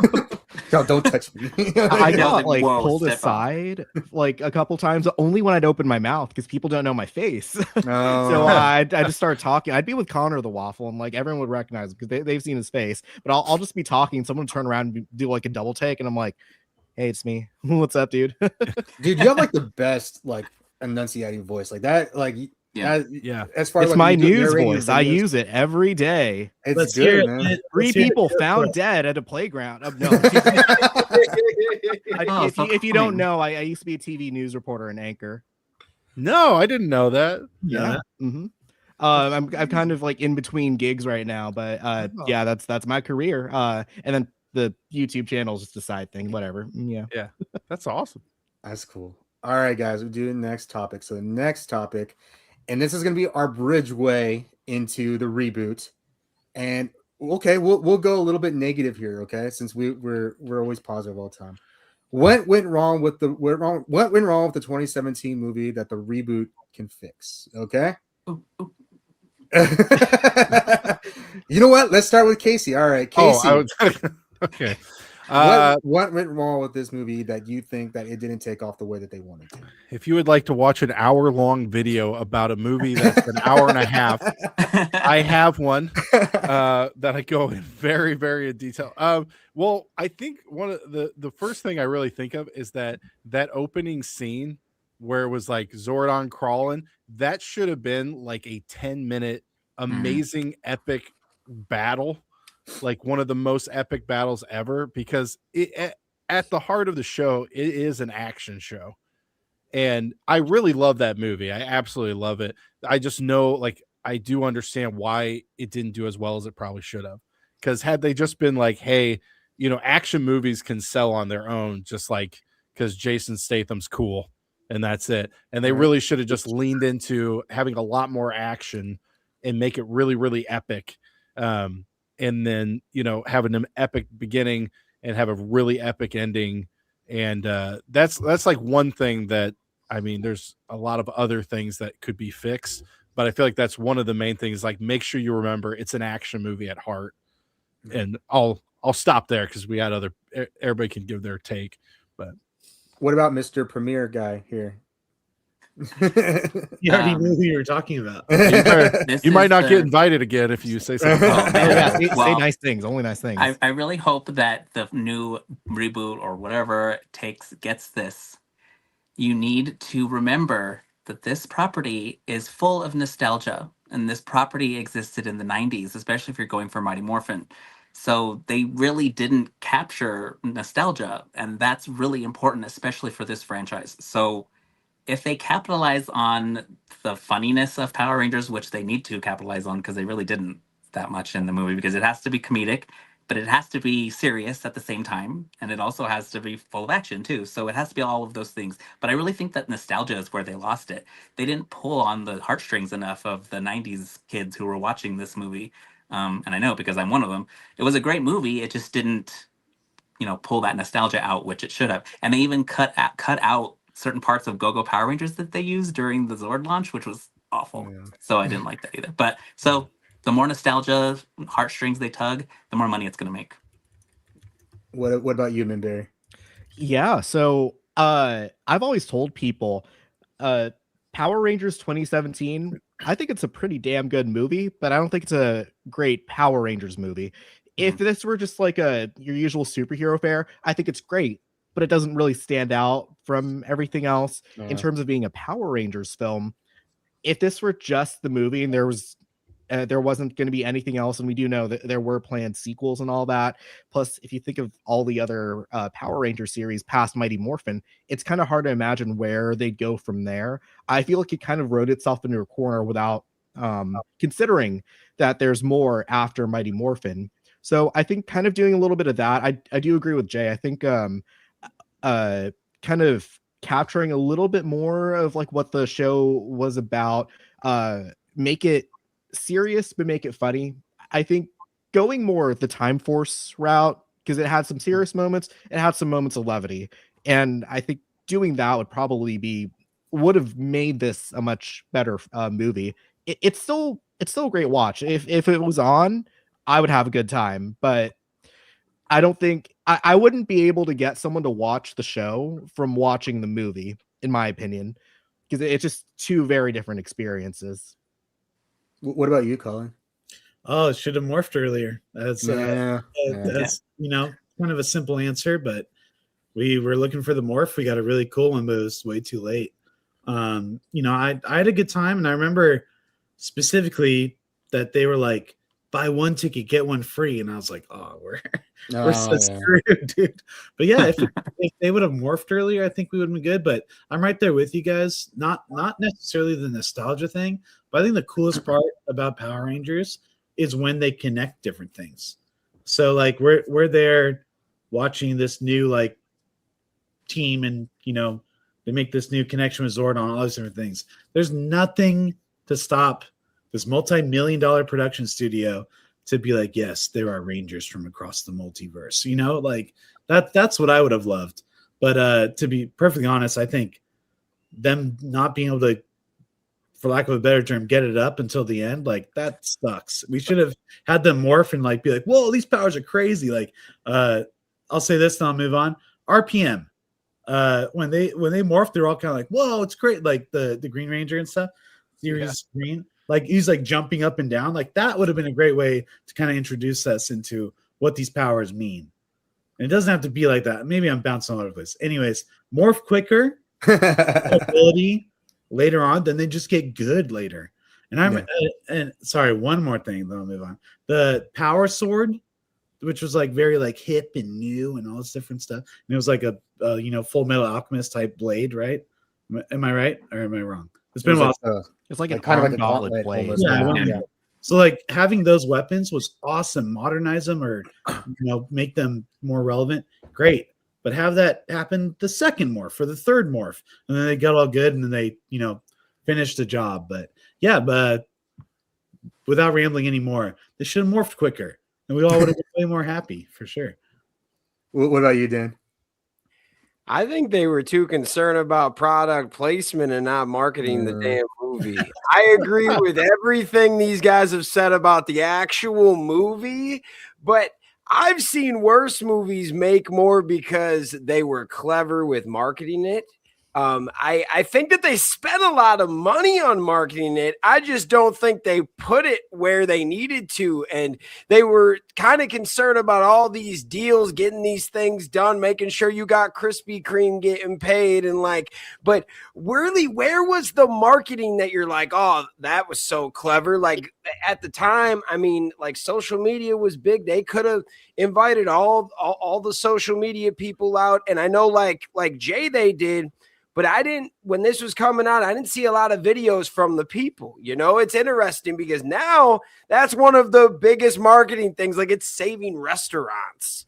So it's kind of interesting. Like now the movie game has changed, but back then they were just still doing old school tactics and thought it would work. And that's basically Saban, and the marketing, I think, helped kill it because they spent a lot of money, but it didn't bring back what it was supposed to. So I don't know. I think I agree with everyone's take on the movie. Like it could have been so much better, but the way they marketed it wasn't very well. I've seen so many worse movies just have a clever marketing way, and they at least break budgets so they can get a sequel or something. But no, not Power Rangers, damn it. Can I say one thing, though? Yeah, go ahead. Can we disagree that it is the single most greatest Krispy Kreme ad of all time? It's been almost 10 years, and everybody's like, that's so dumb. We're still talking about it, man. Right. We're still talking about Krispy Kreme. Every time I drive by one, can we get some Krispy Kremes in the chat? Yo, can we drop some Krispy Kremes in the chat? Let's get that Krispy Kreme sponsorship for Legacy of Nerd. I'll go Krispy Kreme. If there's options, I go Krispy Kreme. Because they supported Power Rangers and they're delicious. So. If they had like, I know they don't have Happy Meals, but if they had like a little collectible at Krispy Kreme, we would have all been there for sure. Right? Yeah. Like that would have helped so much. It made more sense for it, I guess. You know what I mean? Like they just had the Power Donuts. They were cute donuts. But like, imagine you go in, they're like, okay, you get the Power Donut and you get like just a little figurine. I'd be like, okay, that's cool. Like I would have done that. You know what I mean? Inside the donut. Every donut comes a little Zeo crystal. You bite into it, break your teeth. Yeah. I think, and I've talked about this before. I think the sequel was very much written like we are absolutely getting a sequel, and that was the major issue that I think the movie had. It's funny because when you step yourself outside of the fandom, you see more things, right? So like And I think when you're in the fandom, it's loud, like, oh, we hated that movie. That movie was horrible. But when you step yourself out of that like super, super niche of it and you talk to people about it and you're like, oh, they're like, yeah, I like that movie. Why didn't they make more? You know what I mean? Like that. I feel like I get that more than I get. And you got to remember, the legacy of Nerd Platform is more, open to other fandoms as well, right? So when I post like something on the movie, I think the number one comment I usually get is like, and even when I'm posting stuff on the Reboot, weren't we getting a sequel to the 2017 movie? Like, what happened to that? And it's funny because I think most people did go to that, enjoy it. I think where it came for us as far as niche fandoms, it didn't hit those right points that we wanted to. And I think Mint Berry actually made a really good point, is that it didn't what would you say? You didn't like I lost what I was going to say. It didn't take into account that there's more after Mighty Morphin, so it's kind of hard to see where they go from there, the trajectory. Well, I mean, not only That's what I that, but said. like it didn't even like, oh, I totally lost my train of thought. I don't know why I was going to go on, but either way, like I was saying, like, basically they were counting on more sequels. I think more people did like the movie, but when you're inside the niche, you like, I feel like when you hear like, I don't know, when you're in the comments, you see like, oh, that movie was horrible. That movie was horrible. But that was like 3 comments out of like maybe a post that like 400 people liked. You know what I mean? So it's like, I think most people did it, but it just didn't hit those like good nostalgic points for the inside fandom, the niche fandom, for it to go on. Oh yeah, and what you said, it didn't differentiate itself from other superhero movies at that time. And I think one thing that did, and we're gonna get really, really like picky. I don't think the suits were bright enough in the movie. Like in this picture, it's very hyper filtered, right? But like, well, you just don't get to see them enough either. That's it's true like too. They are cool suits. It's like I want more still shots of them like standing in them, because it's like so quick. They're jumping over a putty. It's like you barely even get to like see. Same thing with the Zords. The Zords were the same way. It's like they're actually pretty cool designs, but they're just constantly moving. So you don't get to just sit there and be like, to take it in and be like, well, that's a cool like mastodon. You don't get to do that because it's so where do we all stand on the designs? Because I feel like even within the fandom it's kind of divided, because I'm not a big fan of them personally. I think there needs to be more.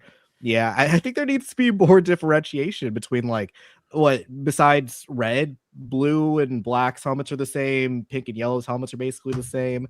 If you watch the movie on like colorblind mode, you wouldn't be able to tell. Yeah. That's a good point. I don't mind the suits, but I wasn't the biggest fan of the Megazord. That thing was rough. I think someone tweeted out that Bandai was like really confused because whoever designed the Zords didn't take into account how they combined, so they made the toy, and they had to figure out like how they, it was Chris, and even the toy, because the toy wasn't the same as what we saw on screen. That toy, So, but yeah, it's almost like they didn't know what they were doing. But I think we can all agree this cast was crazy good. They should have not had what they had, and what they did have, they didn't. It's almost like you didn't appreciate what you had. They had Bryan Cranston as Zordon, Academy Award winning Bryan Cranston. They had Elizabeth Banks as Rita, who like she is like Hollywood royalty now, making her own movies. Like she's like in it right now. We got our Rangers. We got Dacre Montgomery, who went on to become Stranger Things. Billy from Stranger Things. He's gonna be in Star Wars, Starfighter. Oh, There's rumors of him doing his own sort of like directing as well as movies as well. He was in Elvis. He's been in a lot of things. I think he took a little bit of a break. He's coming back right now for a new movie. I think it has the guy Ebon Moss-Bachrach, the guy that plays the Thing, and the one on the bear. They're gonna be in the movie together. Oh, I get emails. Naomi Scott, we all know Princess Jasmine. She was in Charlie's Angels, but that wasn't really a good one. But she was in Smile too. That was like Lemonade Mouth. Shout out for my Lemonade Mouth. Which, by the way, just randomly hit platinum like this year, or like Lemonade Mouth. Yeah, or one of their songs, her song from Lemonade Mouth, randomly just hit platinum. I mean, it took like 10 years, but it did. It hit. So good for her. Awesome. But Smile, and she has a new album coming out too. I saw that. It's very kind of like indie pop dance. It's interesting. It's an interesting sound. She has a really good voice though, and that Princess Jasmine song that she has is a really good song too. So then we got RJ Cyler. He's doing a lot of indie movies. He's coming out a new movie with Night Patrol. I think it has Shia LaBeouf in it. Like, dude, is constantly working. If he's on an HBO series, he's in an indie movie. So he's definitely making a name for himself. We got Ludi Lin. We got our Liu Kang. Dude, he's pretty cool. He's actually, so I interviewed his girlfriend. I didn't know it was his girlfriend.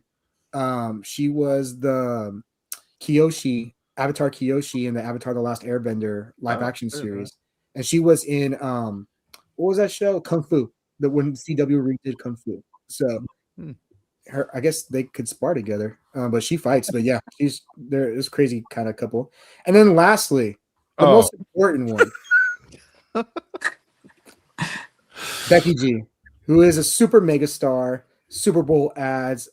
I forget what the specific. Well, she's a Latina singer. It's not Tejano. I forget what it's called. It's like I can't. But basically, she tells like novella stories in her songs as well. But she's doing that. She was in Blue Beetle. She was the AI in Blue Beetle as well. She did. Oh, really? Yep. I didn't know that was her. She was AI in Blue Beetle. Her song for the Hot Cheetos movie was an Academy Award nominated song, which was crazy. I forgot there was a Hot Cheetos movie. Daniel, she's your date tomorrow night, right? Dude, it's funny because even my wife actually likes her music, and so we were talking about going to her concert when because they come to San Antonio, like she's a I forget, it's not like reggaeton, but like Latina singer. And so, San Antonio is a big market for that. Like we're having Peso Pluma coming in. So that's going to be huge. We have Bad Bunny always comes here. So she came to town and she was like, well, maybe we can go. And I got like super sick.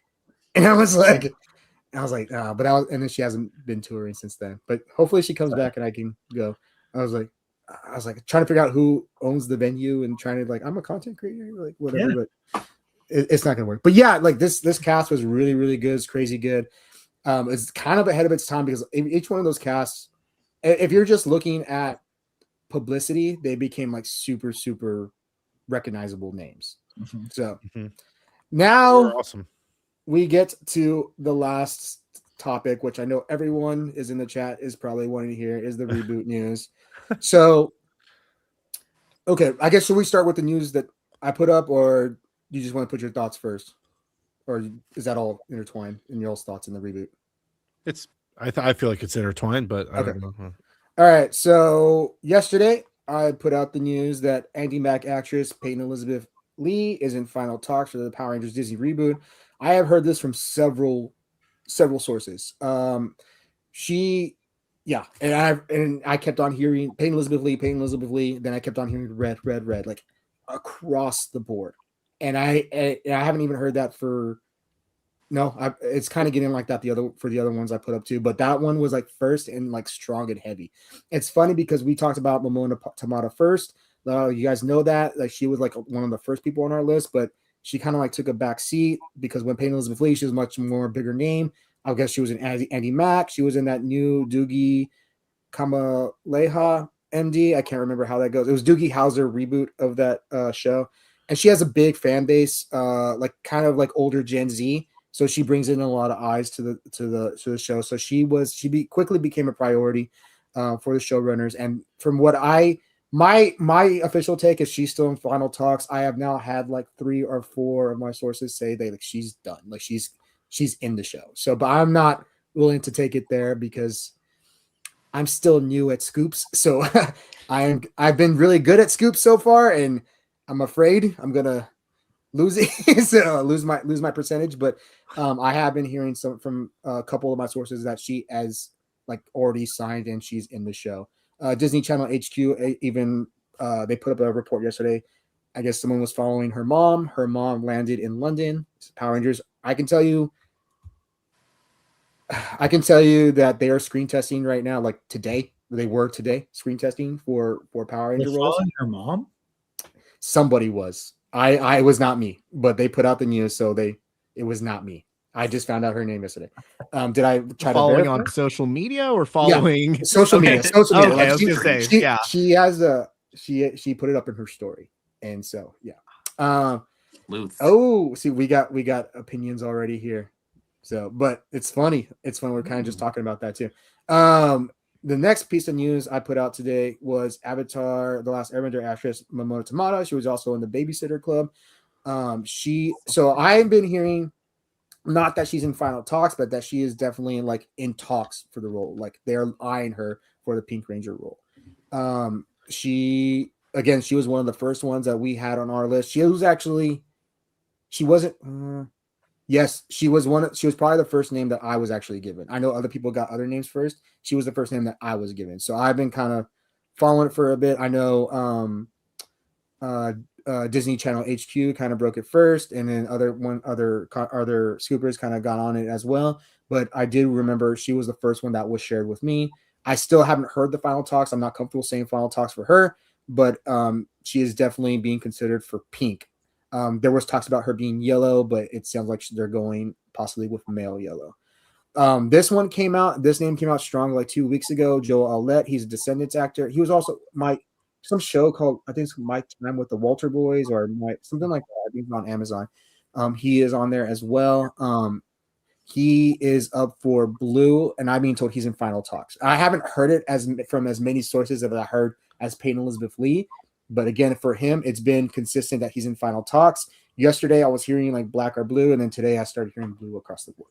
So like I'm hearing that he's in final talks for Blue Ranger. Again, I have not heard the same thing about him, that he's been cast, like Peyton Elizabeth Lee from some people. Like they're saying that he's been cast. I have not heard that like he's been cast. I'm just hearing he's in final talks. He kind of falls outside the age range I originally reported. I think he's like 25.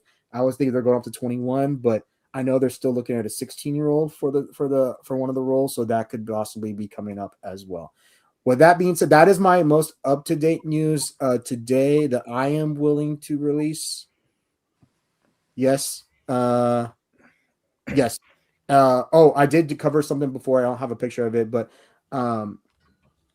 Disney Insider put out a report that they were looking at Priyanka Chopra. Well, Disney Channel HQ originally put out Priyanka Chopra was up for a villainous role, and then Disney Insider added the Rita Repulsa. I will add that before Disney Insider said Rita Repulsa, I was told by one of my sources that Priyanka Chopra was up for Rita Repulsa as a villain, but it could be like a Rita Repulsa type. It could be I heard Rita Repulsa, so you could take that for what it is. What she's either Rita or a Rita type of villainess as well. Mason Thames was a name that was thrown around as well. And when Disney Channel HQ put out their thing in parentheses, it said mention, and I mentioned that in a previous video. Like it says mention. I wonder if that means they want a Mason Thames type of actor, not necessarily Mason Thames. Disney Insider originally reported that they were looking at Mason Thames, and then Disney Insider came back again and clarified that they were looking for a Mason Thames type of actor. I thought it would have been cool if they got Mason Thames. I thought that would have been a really big name. I didn't know how they were going to afford it, because it seemed that would have been like most of their money going to Mason Thames. But he's going to be. I know he's filming right now How to Train Your Dragon 2, and I don't think that's going to be done until like June-ish is what I'm hearing. So obviously the plan right now is for them to start filming it in April, and they're obviously screen testing their early casting right now. Early auditions they reached out directly to the agencies that Disney worked with. They didn't do like an open casting call on any of the trades or anything like that. They went to the pool of actors that they knew they had access to, and they told those agencies, we're looking for these characteristics, find them for me. And they submitted them, and then they did the auditions that way. And now we're up to the screen testing point. So I know I have a feeling that we're probably going to see in the cast, in the final cast. I think I'm pretty confident we're going to see Peyton Elizabeth Lee. I would say I'm 90% confident. Joel Aulette, I'm like 70% confident, and probably same thing with Momoa Tamada. As I feel like the last two Rangers are going to come from like left field, and I'll never have heard those names before. And so I feel like with those last two Rangers, I probably won't even hear. Like we won't even hear it until Deadline Variety reports on it. And so that's kind of where I'm at right now, because I feel like a lot of where I'm hearing the list, they just don't fit quite right. But who knows? They could surprise us on those lists. They could screen test well with the others. I know Jinsaku has said some stuff, and I think I've said this in the video. Yes, I did say this in the video. Jinsaku said some stuff about a pitch for time displaced Power Rangers, are like in an area where people don't necessarily remember there was Power Rangers. Like there's flashes, and I know he released the first page of a script, which I honestly have not been able to verify yet. But Wow, you guys are all listening like super intently. I didn't. Pissed. So, like, is the chat going bad? So what I am hearing was the pitch that Jinsaku put out was in fact the pitch. Now, whether that's going to be the final show, I'm not entirely sure. But that was the pitch that the Steinberg and Schatz put out to Hasbro, and I'm assuming Hasbro and Disney 20th Century when they were going to do the show. It could be. I know the pitch had a male Red Ranger, and obviously Like even I'll be honest. Before, I guess I can go there. Before I even heard Peyton Elizabeth Lee was going to be the Red Ranger, I heard it was going to be a female and like locked in. So when Peyton Elizabeth Lee came, it made more sense for me. I've never heard a male. I will add that I think Jin did address that and say like they were just going to swap the pronoun out there for her to be female, but also that I think it was either older or an earlier draft too. So that's good to keep in mind. Yeah, whether it's real or not. So what I'm hearing, I don't know. I cannot say that pitch is what's going to be the final show. I do not know. And I will clarify. And before I start, I'm just trying to get all the information out for the chat, especially if they're new here in the chat. I have not heard if it's going to be MMPR related, or I don't think Peyton Elizabeth Lee, the Red Ranger. Oh, thank you so much. I appreciate you, Operation Spider. I do not think it is going to be. How do I say it? Like Peyton Elizabeth Lee is like Jason Nina or something. You know what I mean? Like, yeah, I don't think it's going to be like that. I think these are new characters. Now Jason with a Y. It could be the Y 2 N's. It could be a continuation of like a prior MMPR thing. It could be. I don't know. It could be like the Children of. I don't know. Or it could be a completely original thing. I honestly don't know yet. I really like that. I like that idea. What I do know is the colors. And the colors are MMPR colors. They are black, pink, yellow, blue, and red. Those are our colors. So I know I heard early on they were thinking about maybe using green instead of black, but they decided like before they started casting, like they wanted black as their primary flag. I have not heard anything about a Sixth Ranger. Nobody I've talked to has heard anything about a Sixth Ranger. So this first season, I am pretty sure it's going to be 5, or maybe like it teases it like the movie did, and it's like Tommy, but I don't know. But I've not heard anything about Sixth Ranger or Green Ranger or anything like that. It's always been the MMPR colors. It is going to be like supposed to be teenagers or young adults. So like teenagers with attitude is what I've been hearing. And so I don't think we're getting like a super young police squad or anything like that. So I don't think that's where it's going. But I think that's all the information. It kind of went on for a little bit. I apologize. But well, whoever wants to go first, let us know your thoughts on what you guys are thinking so far for this reboot. I know you left out the wonderful news that Aquafina was cast as as Alpha 5. What? He put out that post, and I was like, he's trolling. Oh, he's trolling. I put out a joke post, and so many people believed it. I got a message from somebody at Screen Rant, and they were like, "Did you see that they cast Aquafina as Alpha?" I was like, "He's messing with you, dude." So I thought that was super, super funny. No, I've not heard of an Alpha. I have not heard of a mentor being cast yet, or what type of mentor it is, or if it's Zordon. So, okay, whoever wants to go first, feel free. I honestly think that this series has the chance to be one of the best Power Rangers series. So first of all, the showrunners for Percy Jackson have done a great job with Percy Jackson. I actually just watched the season 2 finale yesterday, and they've done a great job with that IP, kind of fusing like a show for like teenagers, but also adults can like it too. And it kind of, you're bringing in like the people that enjoyed Percy Jackson in the past, but then you're trying to market it towards a new fan base. And that's exactly what we need with Power Rangers. I like what they're doing. And also, I love that they're going after actors with experience and a following that can bring something to the table. Everything that I'm hearing so far is sounding really good. we don't know how original it's going to be, but it's sounding like it's going to be more of like an original team.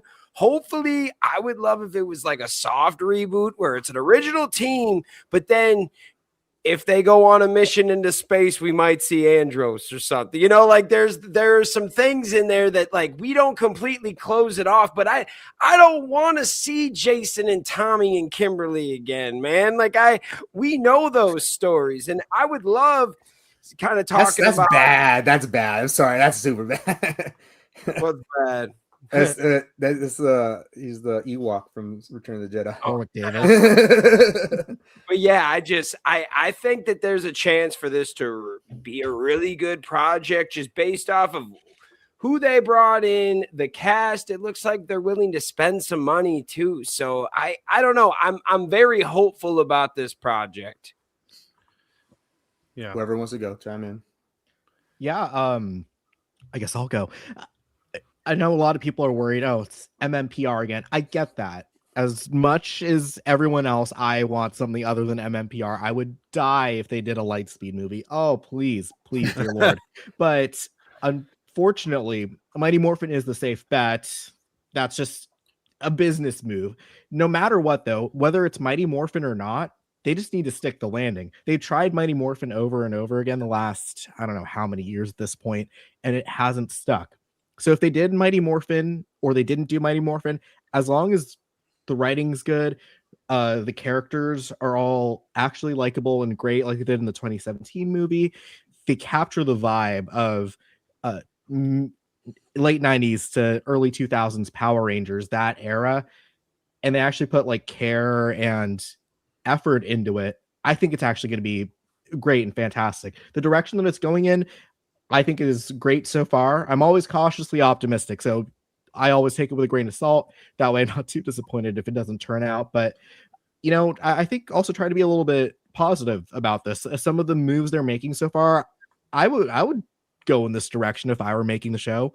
So kind of putting it in that perspective, if I were making the show myself, this is exactly the kind of people I'd go for in a cast if I were trying to do, let's say, a Mighty Morphin type show. So it doesn't look too bad to me. I'm enjoying it. The rumors. Go ahead, Colin. Can I chime in? I appreciate all of you guys' opinions and, you know, perspectives on it. I think the bottom line is fans need to write it, or someone that knows their shit, right? Yeah. Like connecting things, or, you know, there's great points on nostalgia or, you know, things that I've said where connecting it would be cool, or, you know, the reference to going in space and meeting Andros. Like, people that are just hired to write a script, shout out Dragon Ball Evolution, they're gonna miss everything that makes Power Rangers special. It's the connecting factors, it's the references, it's the Easter eggs. So like, Disney has the money, and you know, all this casting news and everything is way more, I guess, like impactful than other casting news that we've had. But like, imagine if someone's writing it who has watched since Mighty Morphin. We'd be in for the ride of our lives, right? Like, Disney, money, and a fan, or someone that at least knows their shit, is writing it. I think that's what is going to take us to the next level. And I don't know about 2017 Power Rangers. I just don't. But like, do they know everything we know about the 30 seasons or whatever? I doubt it. But whatever's going to happen with this reboot, what's going to really make it special and like connect with all of us, no matter what year we came in at Power Rangers, is the Easter eggs, the connection between all of it. So that's my opinion, because there's a lot of things you can do with time and money and like star power, but imagine little Easter eggs and little things that will make all six of us go, oh, that's that, or oh, that's that, oh, reference to that planet, you know. So that's my opinion. Let someone that knows their shit write it. We'll all be good, I'm sure. One thing I do want to point out is that I don't think, you know, Dan Schatz or Jonathan E. Steinberg were probably Percy Jackson mega fans, right? And I'm watching Percy Jackson 2. I'm only on episode 5, so don't spoil this finale for me. But I will say that what they are doing with Percy Jackson is really good.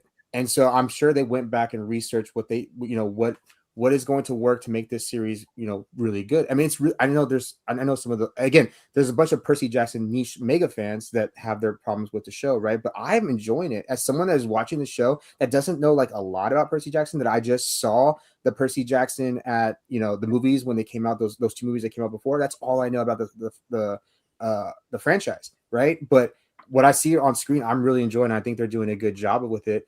And I'm hoping that with that, they can go back and look at Power Rangers. And I'm not expecting them to go back and watch all 30 seasons, right? But I'm expecting them to I know you are, but I'm expecting them to go back and watch enough and know enough and read the comics and study and to be like, this is what the essence of Power Rangers is. And this is what makes it successful. And that's why it kept on for 30 years, right? And that's what and for them to take it and then make it something their own, you know what I mean? I guess, make it something that they can work with. Otherwise, I don't think they want to come in and write exactly a story from the comics, right? Because it sounds like they want to do something more original with this. But yeah, I don't know. That's just kind of thinking. What I'm seeing. If you guys, I don't know if any of you guys, I know Dan is, but if anyone's watching Percy Jackson, it's making me excited for Power Rangers because I'm like, this show is really good, and the whole point of this show is to be able to bring in a new fan base and put it in front of more eyes that normally wouldn't have watched it, right? So like, don't we want connections? Don't we want Easter eggs? Like even, and I think they would. I really think Wild because Force, they watched Forever Red. They're like, whoa, what is this? And us that have watched since Mighty Morphin were like, this is the 10 Rangers, but I'm sure a lot of fans hopped into Wild Force because of Forever Red, right? As long as it's not like, just needless kind of empty references, though, because I feel like towards the end of Saban, it was just kind of reference, but there wasn't any soul behind it. There's also that balancing act that they got to do, and you can't forget that. I will say when I went to their panel at San Diego, because they had a panel for season 2 there, and I was mostly seeing if somebody asked me about Power Rangers, but they and the writers were like, and yes, we put Grover in a wedding dress, and the crowd erupted just from that. So it seemed like that was a little thing that the fandom wanted, and that they were going to follow through with it. And it makes more sense if you watch season 2 of Percy Jackson. I'm sure Dan knows, but it's like it's silly, but I'm sure it was in the books. It's something that they wanted to see happen on screen as well, and that kind of when I'm watching the show and it's like, oh, that's what they were talking about. Okay, so he did something for the fans that was totally unneeded. You know what I mean? That's all for, yeah. Yeah, and I get some hints from what I saw at the panel that they're going to try to do it. The question is like, and it's not going to satisfy every fan, right? Like it's just that's being realistic. We already have people complaining about a female Red. We already have people complaining that it's not like just whatever. They're going to complain about whatever they want to complain about. But I think the real main point of this show, and I think it's really hard making any type of show for that a niche fan base is ever going to like. Because I don't even think I can't think of any show. I remember people complaining about the first Iron Man movie. I remember people complaining. People were complaining about Man of Steel. People were complaining about Superman with James Gunn recently, even though that's the most comic book accurate Superman we've ever gotten. You know what I mean? So it's just like they're going to complain about different. I think the niche, like super niche that you do it my way or you don't do it any way at all is never going to be happy about whatever these come out. But I think for the most part, people enjoy things. Like people even saying Once and Always. We all liked Once and Always. We thought it was cool. We're like, why didn't they do more? You know what I mean? And it's just but the niche was like, well, where was Jason? Where was Kimberly? And it's like, well, there was things, but you only knew that in the fandom. You know what I mean? So it's just like, I think it's just sort of like, it's always going to be really, really hard for that super niche, super devoted fandom of any fandom to be happy with whatever they're getting. Yeah. I think I feel like Power Rangers more so than a lot of and maybe I'm wrong about this, but I feel like Power Rangers more so than other other fandoms, like people check out immediately if they're not satisfied right away. When Star Wars, people can be like, you know what, this is the 15th series that I'm so mad about and I'm getting tired of it. And it's like, you've watched 15 seasons of stuff you hate and you're still watching it, and they will. But Power Rangers, it's like it's funny. I'm doing a video on Dino Charge, which will be the next thing I do, but most of the complaints about that season are stuff like, well, I hate Kendall because she's mean to Shelby. It's like, did you see the ending? Did you see the story arc where they like kind of become like friends? Like it's a story arc. Like they're getting there, you know. Yeah. And Maybe. Huh? I said that's writing. That's yeah, and character development, everything. but they'll like if episode 1 is not what they like, they don't like the Red Ranger. They're just like, I knew the Red Ranger would suck, and it's like, whoa, let's wait and Yeah. see if the Red Ranger's gonna be one of the coolest. You know, it's like I always bring up Ahsoka from the Star Wars universe because Ahsoka was like hated, absolutely hated by like so many people, and then she became one of the like most epic characters ever to like have the line like, I'm no Jedi. Like that was like the most like, that still gives me goosebumps. And it's like it started out like let them like give them like a season and then see where it's at. And the only thing I see a lot of people saying like the Red Ranger being a female is going to be terrible. It's like we don't know that. Like they could make her one of the greatest Red Rangers ever. Like she may be one of the coolest Red Rangers of all time. And so like I'm always open to that idea.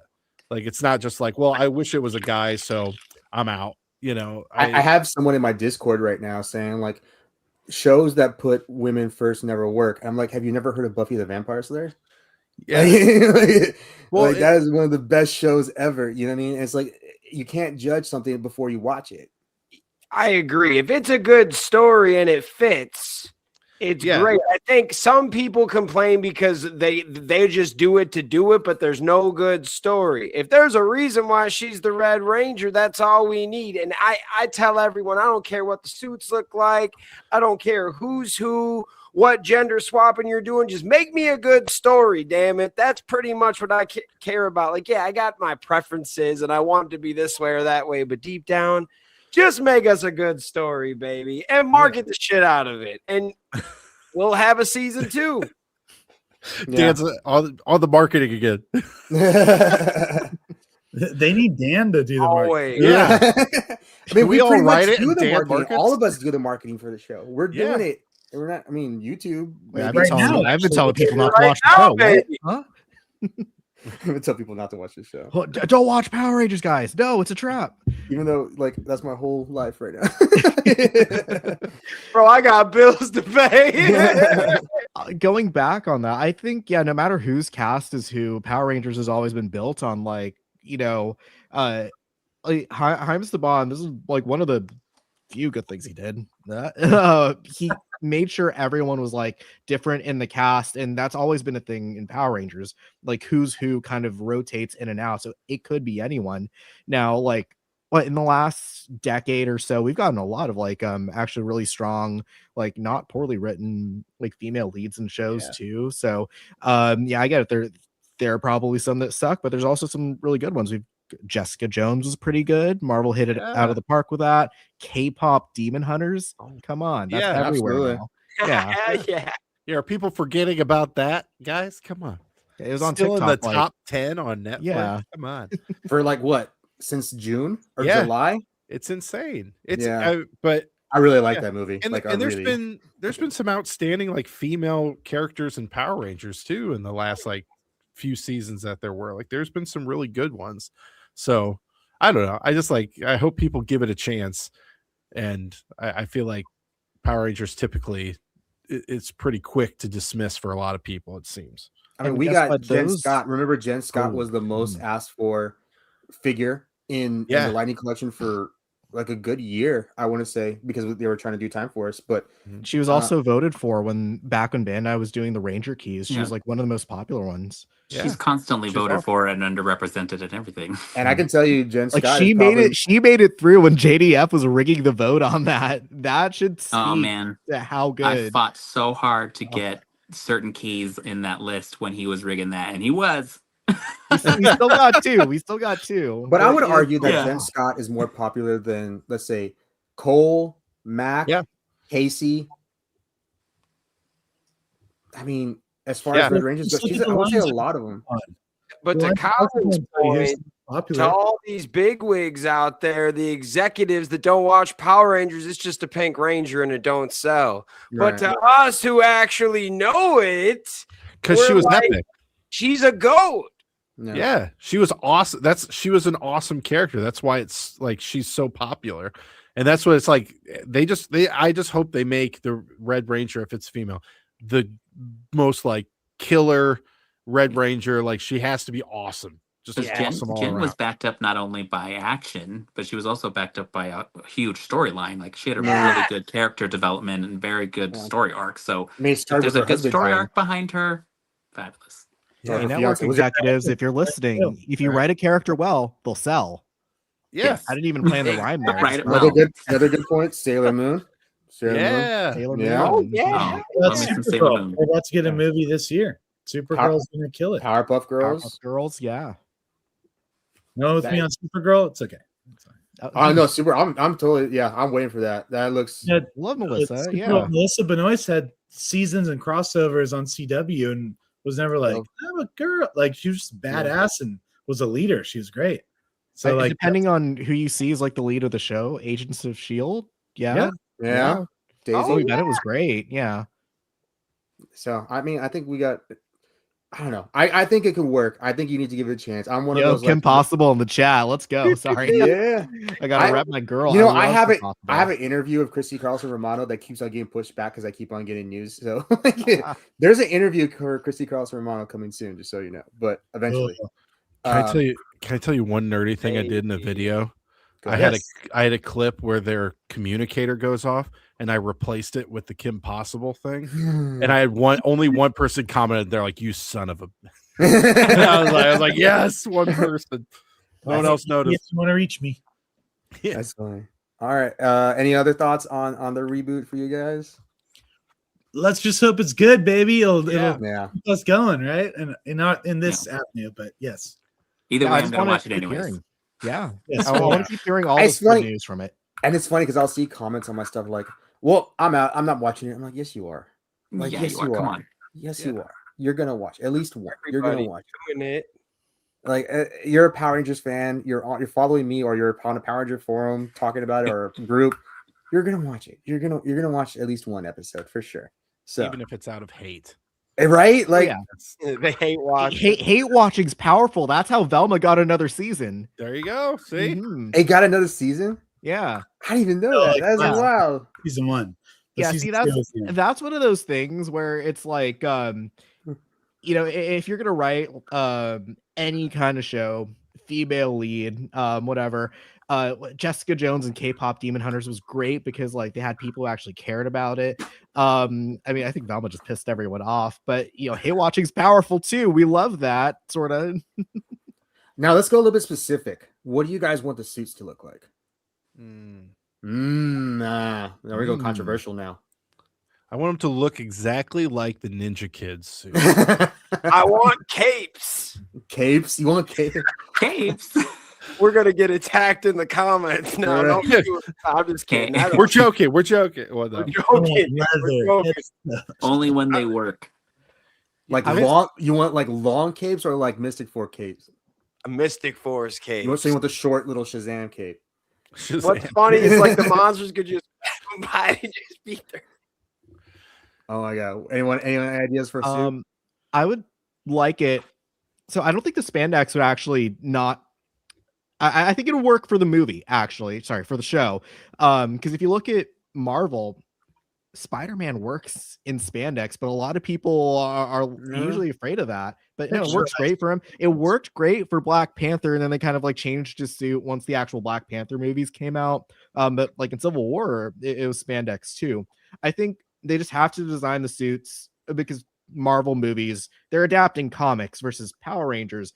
They're adapting something that was already live action, so the suits already are designed with that in mind. I think a sort of happy medium between the show spandex suits, whatever Marvel's doing for Spider-Man, especially that gorgeous suit at the end of No Way Home, and something like Tokujay's stuff would look absolutely amazing. I'm gonna say, like, I know it's funny because, like, when you see the art of Tokujay, everybody's like, "Oh, I love the Tokujay art," and maybe I saw it more. I feel like most people liked the suits. It was the helmets that the way they came out for the Tokuji design. yeah. I think it didn't come out the way. Maybe it just doesn't look better physically than it does like on image, right? So, but I think those. I mean, I know. I don't know if you were kidding or not, but I think those Ninja Kid suits are pretty good, or what we actually Yeah. need for if they're Yeah. gonna go spandexy. That's kind of It where you should need to look like sit that. at. Yeah, I think those. I actually thought those were really killer. I just said it in somewhat of a joking way to defend myself if someone. Like, I was just joking. But does it need to look Mighty Morphin reminiscent, or like Power Rangers Prime, or does it need to be something new? Well, it depends on what the plot is. I would think. Okay, so Yeah. you think it has to Yeah. go with obviously the theme, right? So Yeah, Yeah. because if And it's I- Mighty Morphin heavy, then they would need to be Mighty Morphin influence. the If diamond. they're just doing Mighty Morphin to do Mighty Morphin, then I don't want it, you know. But if they're doing Mighty Morphin and the story is Mighty Morphin, yeah, let's do that.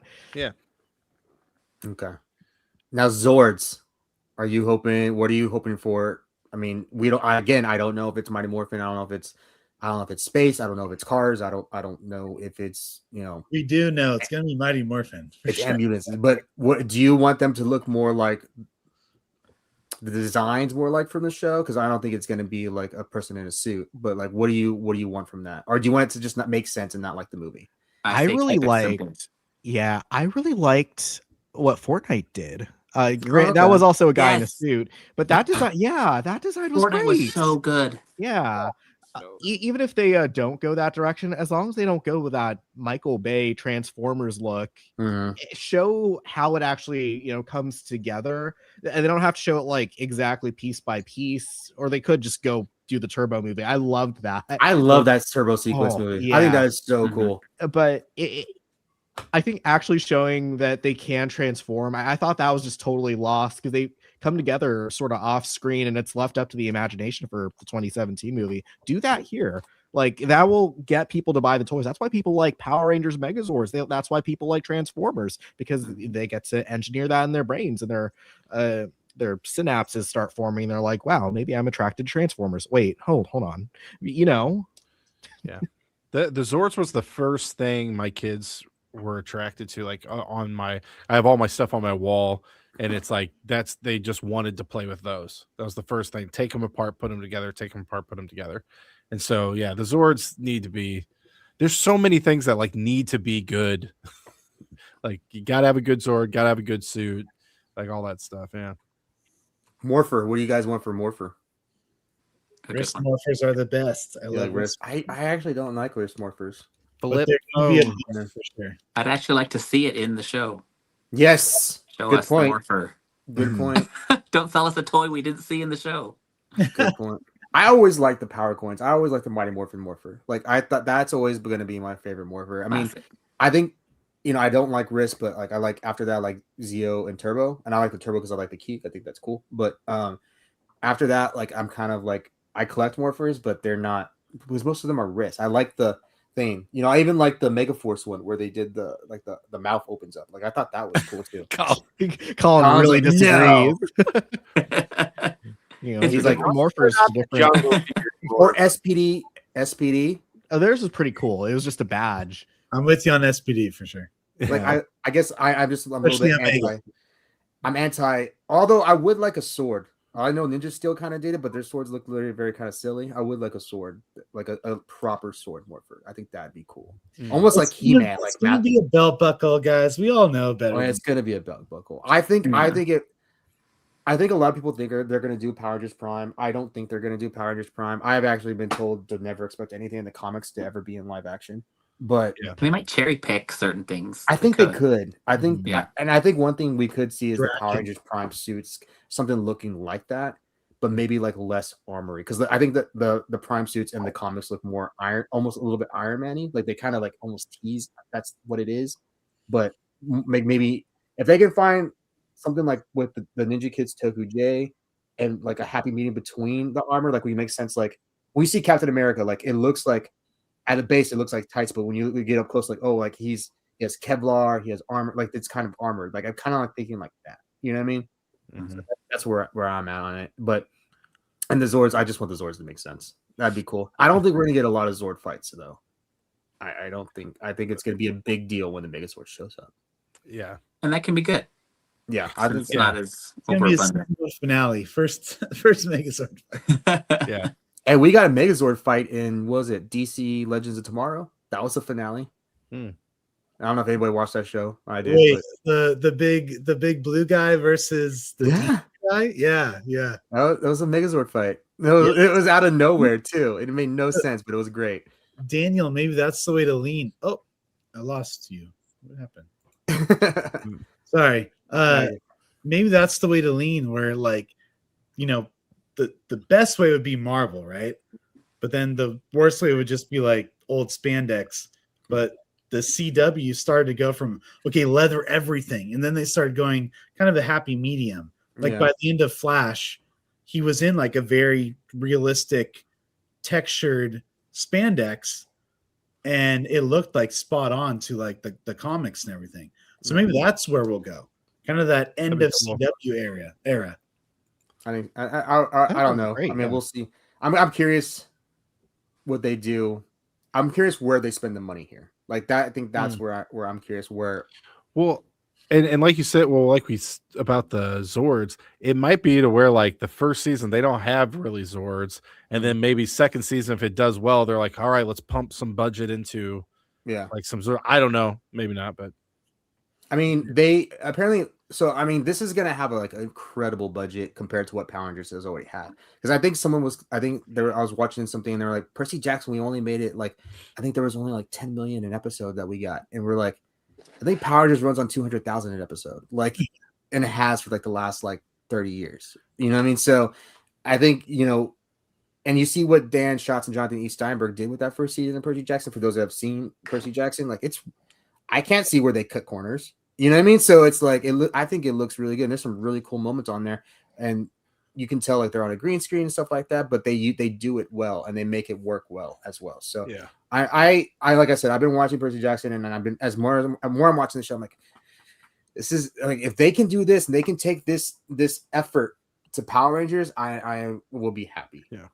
I just started watching that. I'm on like episode 3 or something. So dude, just because of all the talk about it, I'm like, I need to see this just to know. I gotta start watching it. I almost watched this was like a year or two ago, back when Jonathan Entwistle like was still kind of the he was working on stuff, and then that kind of went away. I was about to watch End of the Effing World, and that never happened. So I need to get on Percy Jackson. Yeah.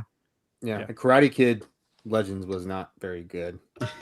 Oh, really? Nah, I mean, it's a Karate Kid movie, but it's like 3. You know what I mean? Like it's just there. It wasn't. I don't think it was important to anything. Got to the Karate Kid fighting part. Once you got to the actual fighting, it's good, but that first 30-40 minutes is a little rough. I agree. Well, my favorite thing though is at the end they always find a way to make a new awesome catchphrase. Like they did like the last fight. They're like, trap the tiger, or what was it? Is it trap the tiger or something? That was like, that was the whole thing. Is like, you just you have to let him come at you and then like trap him or whatever. So and I'm it's like, Miyagin time. Yeah. But when they said that, like, trap the tiger, I was just like, they did it again. How did they made a new awesome catchphrase, like sweep the leg or like that. I'm like, they did it again.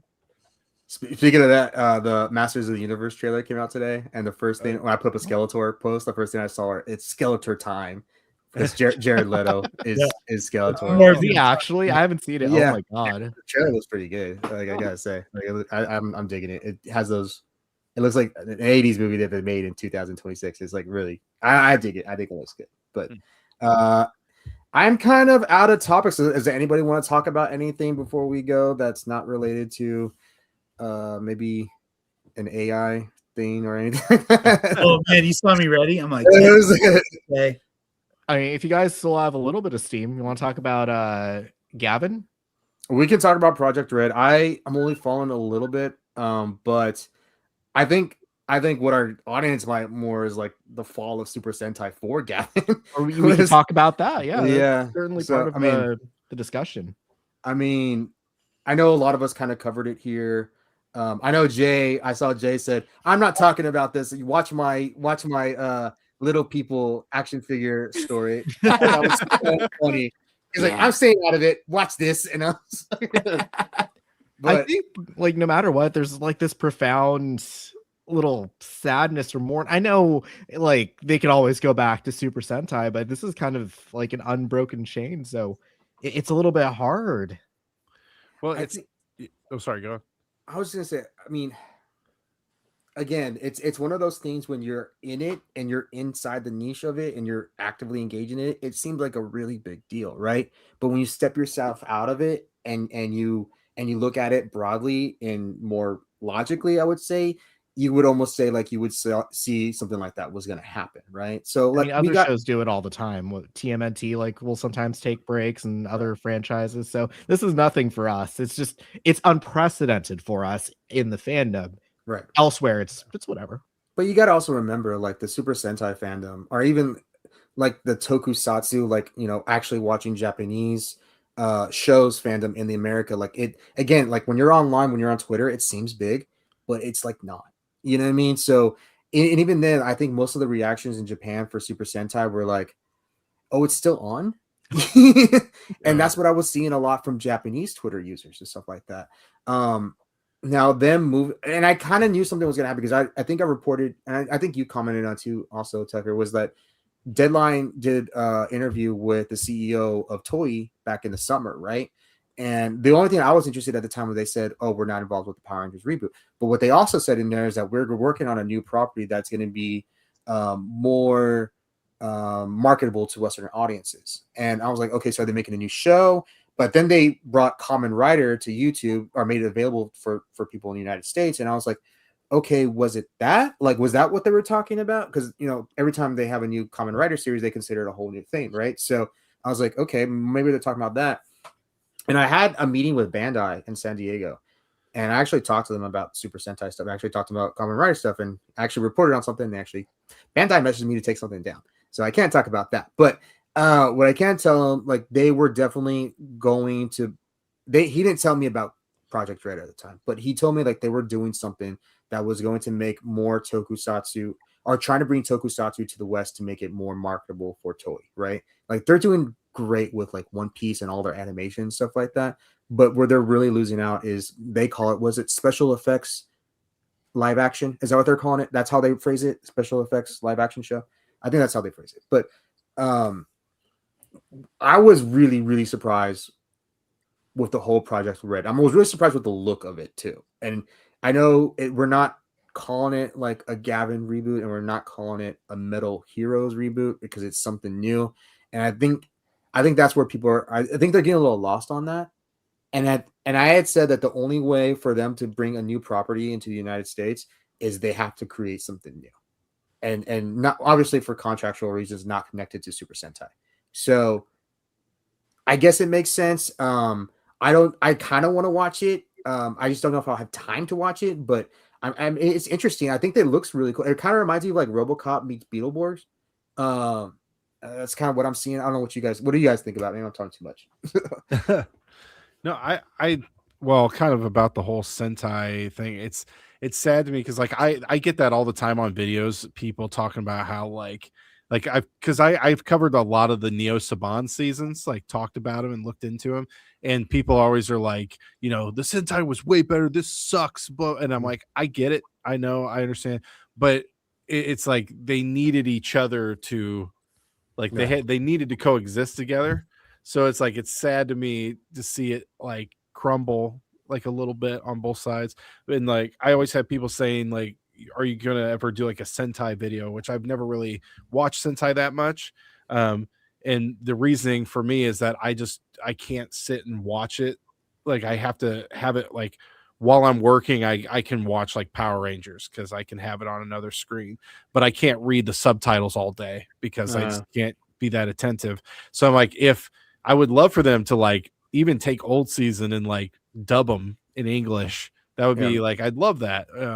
And hopefully like with this new project, if they dub it in English as well, I would love that. Cause then I would love to watch it. It's just hard to, for everybody, just depending on, you know, if they have the time or not to just sit down and watch it, that, you know, when it's like 50 episodes, it's really hard to take that time Yeah, it's funny how like that used to be not a big deal, or 21 episode seasons, and now we're just like, if it has more than 12, maybe we're not in anymore. Yeah, right. Yeah. Yeah. Anybody else any thoughts on it?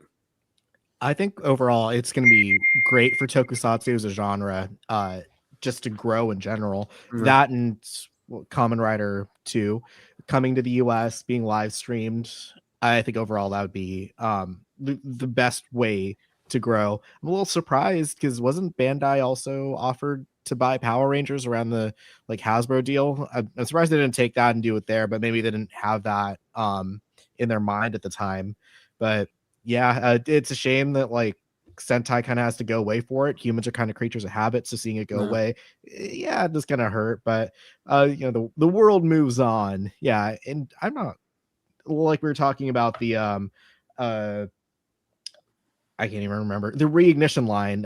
It's not for me, but someone out there is gonna like it. It's gonna be for them. But yeah, overall, I think it's gonna be a net positive. Jay, any thoughts? I don't know if you're following Tokusatsu a lot. I'm not hardcore a tokusatsu fan. I was more of a Sentai fan, and that was really it. So I think I will use this as my opportunity to exit and save money. Yes. I think I'm going to focus more on rewatching the previous seasons of Sentai I haven't watched yet, and collecting the toys from the Sentais I don't have. That's where I'm going to go with that. Yeah. But I wish them luck. It's like, hey, I have more time now. It's actually, yeah. A little bit. Colin, are you following this a little bit? I am not, but I'm always rooting for them. Okay. No, like, you know, because I mean, I'm sure you guys can relate with me. I'm 1990 when I was born, but I was always like kind of ahead via YouTube or VHSs or like rumors, you know. So the fact that there's more content coming out in our world of like Toku, I'm always going to support it, always. But no, I've never really gotten too much into it. And the only time I really dove into it is when I was like really missing Power Rangers content, that I dive into Sentai. But no, to be perfectly honest, I don't really know what's going on. I just know that there is new stuff coming, and I'm all about that. More creativity, more superhero stuff, more Toku. You got my vote. Hell yeah. I think I'm more into Godzilla -1 and the new -0 coming out than I've been in like Super Sentai, because I am stoked for -0. I think that's awesome. So Dan, any thoughts? I'm just happy I don't gotta get bothered by all the guys. So every time I make a video, Super Sentai is so much better. I'm gonna be like, "Where you at now, dog? Where you at now?" You guys ever watch Dawson Rider? Yeah, but you always get those hotheads that just want to comment. But like, really, I know Super Sentai is the reason why Power Rangers is here, but I also know Power Rangers is the reason why Sentai kept going for that many years. We needed, so like, it's kind of cool. They're both taking their steps back and doing their own thing, and we'll kind of see. But yeah, like I'm just like Colin. I don't watch a lot of the Sentai. I've sat down and watched a few seasons that were on Pluto or Tubi. But that's about it, man. I haven't watched anything super new, but got nothing but love and respect for my Sentai people. Ninja Kids, Lord Zed, Goldar actor here. Thank you for all that you guys do to fandom. Awesome. Thank you, man. Appreciate it. Hey, I know Ian. What's up, Ian? Ian and I, when I was doing like Nightwing content, he was doing Red Hood content. What's up, bro? Hope you're doing well. See, that Lord Zed and Goldar suit look pretty good, though. The Ninja Kids, I thought they did a good job on it. Yeah, it looks killer, dude. Yeah. It's awesome. Oh, but last thought on speech for the, what do they call it, the Super Sentai purists. Do you guys watch Dawson Rider ever? I used to, not as much these days, but I guess like he attracts all of them. And he just like can't like in every video he can't stand. He's like, for all the Sentai purists. It's funny, dude. But everyone has like their one thing. Like, also like Linkara's thing too. You know, it'll be out when it's out. But I've never even watched Linkara. It's funny because like I watch like you guys, and that's probably where it kind of like ends. Like I don't watch a lot of Toku or other content or Power Ranger content creators. I kind of just like keep it in the things that I like. And I come from the old internet days, so I was watching Linkara even before I did Power Rangers. But yeah. all these YouTubers, old YouTubers, I think they have like a special place in my heart because they have like, you know, their little quirks. Yeah. All right. Well, I think that's about it for the live stream. You know what? Let's do a rehoming because we can't say that word on here. So we're gonna do a rehoming of the Red Ranger. Let me put it here. Start quick comments. So if you guys want a chance at rehoming Zato here, who I would argue is one of like the top 5 Red Rangers for his sacrifice at the end of Dino Fury season 2. Also, the first Red Ranger, right? Was that also the first Red Ranger? like to straight up sacrifice himself? Yeah, like no, just in general, right? Oh well, yeah, that's right. Oh yeah, I used to make those posts, and people used to get so mad at me. Are we counting the comics? Well, even the comics, he would still be. Yeah.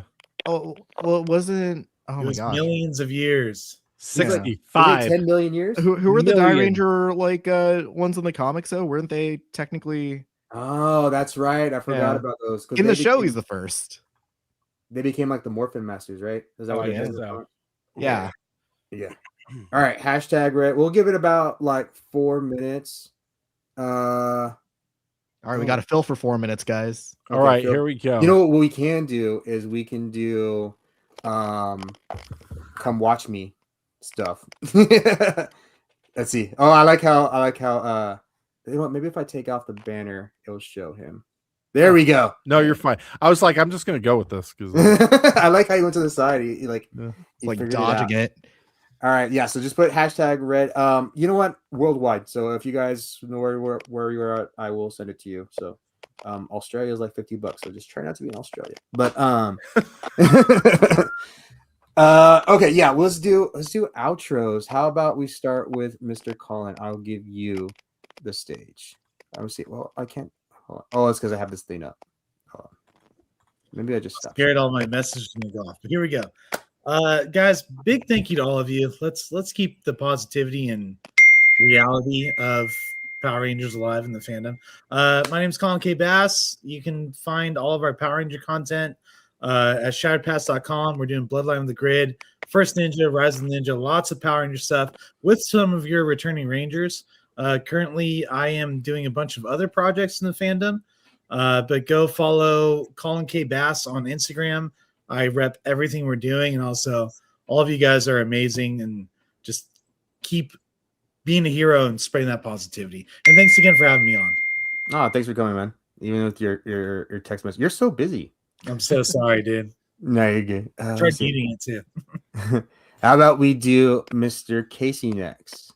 All right. Well, it's Casey with Mighty Morphin Conspiracy Theories, and I love just. Yeah, like what Colin said, I like trying to keep things positive and just finding the fun in the fandom. We have such a fun show, and I hope that people just get to have fun doing it and enjoy it and just stay positive, because the internet can be a really cool place for people to connect. And I don't know, I love getting to do this. It's been a huge blessing, and it's been really awesome to get to do this with all of you guys. So thanks for having me on again. Thanks, man. We'll do Dan. All right, Dan, there you go. Hey, everybody. So I'm a friend of the Legacy of Nerd, Dan Brosnan from the fan club. Same thing as those other guys. We just like to bring fun Power Ranger vibes. Every day there's a video on our YouTube, Facebook, Instagram. We just have fun, and we have almost 5,000 videos at this point. We have like a Power Ranger video about everything, from songs to reviews to like just fan theories and things that we come up with. We like to listen to you guys too. So every day, if you guys are feeling that tingling feeling, and you need to connect with some Power Ranger fans, why don't you bring yourself over to the fan club? Let's have some fun. Dang. Sorry, this is the new thing. And I'm like trying to like figure it out while we're doing this live. So we'll do Mr. Tucker next. All right. I don't want you guys getting bored, so I'm going to put on some Subway Surfers on there so you can watch that while I talk, while I yap. Okay. Please check out my channel. I'll drop it in chat here. Or I won't drop it in chat. My YouTube's acting up. It's Mitberry on YouTube. I'll drop it after I stop yapping here. I make video essays. It would really be awesome if you could check those out. And if you like them, comment on them and say some nice things or say some mean things. If you don't like me, say some mean things about me. I really enjoy what I do. It's just always been a personal hobby. And I like Power Rangers. I like other stuff too. So if you like seeing me, I just share my opinions, and I guess people like them. So if you want to hear me 24/7 in your ear, watch my YouTube channel. All right, that's it. Get me off here. I don't want to be off here. My agent didn't agree to this. We got Jay from Morphin Legacy.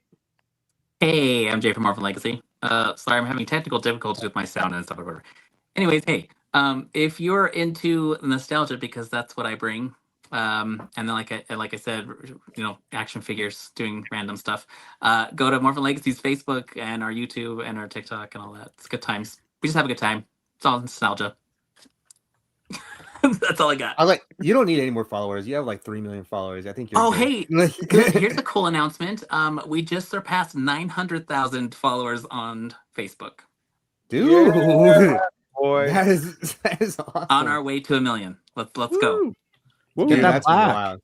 Because you have like 2 million on YouTube, right? Yeah, 2 million on YouTube and just 900,000 just now, like a couple days ago. That on is Facebook. absolutely wild, dude. Yeah. So this is a good thing to share. Yeah. All right, we got 10 entries for the giveaway. I think it's we good enough time. #red. We'll do the giveaway in 5, 4, 3, 2, 1. Oh, it still has the Ross sticker on the back. And the winner is. It's probably gonna be someone that's Joshua Amos. That's me. It's funny because like I do these giveaways, right? I do it, and basically the same people win because the same people come in the live stream all the time. So it's good. I think we got a new winner here. Joshua, just message me on Instagram. I'll check my messages and just message me your shipping info. If you can't message me on Instagram, you can email me at thelegacyofnerd@gmail.com. And congratulations, man. That's awesome. You get a new Zato, and I'll send you a couple stickers also as well.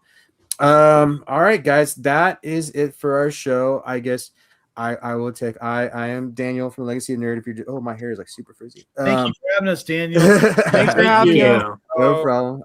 As far as content coming up, I never. It's one thing I always say at the end of my live streams. I never know when my next video is coming up. I push them out when I'm able to. I do have an interview with Chrissy Carlson Romano that needs to come out eventually, because she was really nice and she did an interview with me, so I should put it out eventually. But I do have that, something to look forward to. I will continue to cover the Power Rangers reboot news as best as I can, as able as I can, because I'm sure people understand every time I get a piece of information, got to make sure I'm able to run it, and there's just things, but I will do that as well. Guys, I am on Instagram, Facebook, and I am growing a little bit more on X, so make sure to follow me there as well. We cover all things pop culture. We're covering He-Man today. Masters of the Universe trailer dropped today. That was awesome. We cover everything. I've been covering Street Fighter for a long time. We're covering DC, Marvel. James Gunn has liked some of my posts. That was cool. I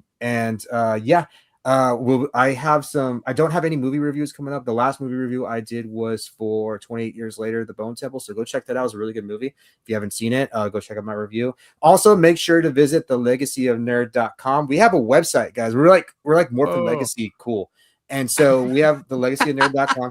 We do have exclusive articles that are going up on thelegacyofnerd.com. Maddie, our guy from Mid Tennessee Geek, puts up a lot of really good articles, opinion articles. He writes essays. He even wrote an essay, who is the hottest 90s actress? And I think he landed on Danielle Fischel. So there's a lot of different stuff that we have. And I like calling. I was like, yeah, what's up? And so we have a lot of things that are going on. I am putting up about like 15 pieces of content every single day right now. So we're doing a lot. So make sure to go follow. I did get invited to South by Southwest in March, so we'll be there. I found out I was hired yesterday for NostalgiaCon Houston in April, but that has not been finalized. They're not deal. But the plan is I will be there at NostalgiaCon Houston in April again. Seems to be like my home base con for now. So I will be there. Oh, if everything works out, I will be there. Hosting panels, doing content, and just hanging out. So those are some things to look forward to. But I appreciate you guys joining me today. You guys are awesome. Jay, I'm so happy I finally got you on the channel. Hey, I'm glad to be here. we've had I know we've had some things happen and things don't always work out, but we've always tried to make it happen. We're like, he finally got on here. And I'm like, yes, we finally got the biggest Power Ranger platform on the Legacy of Nerd. And cool. I plan to be back, but better, awesome. Not less technical difficulties next time. time. You're good, man. You're good.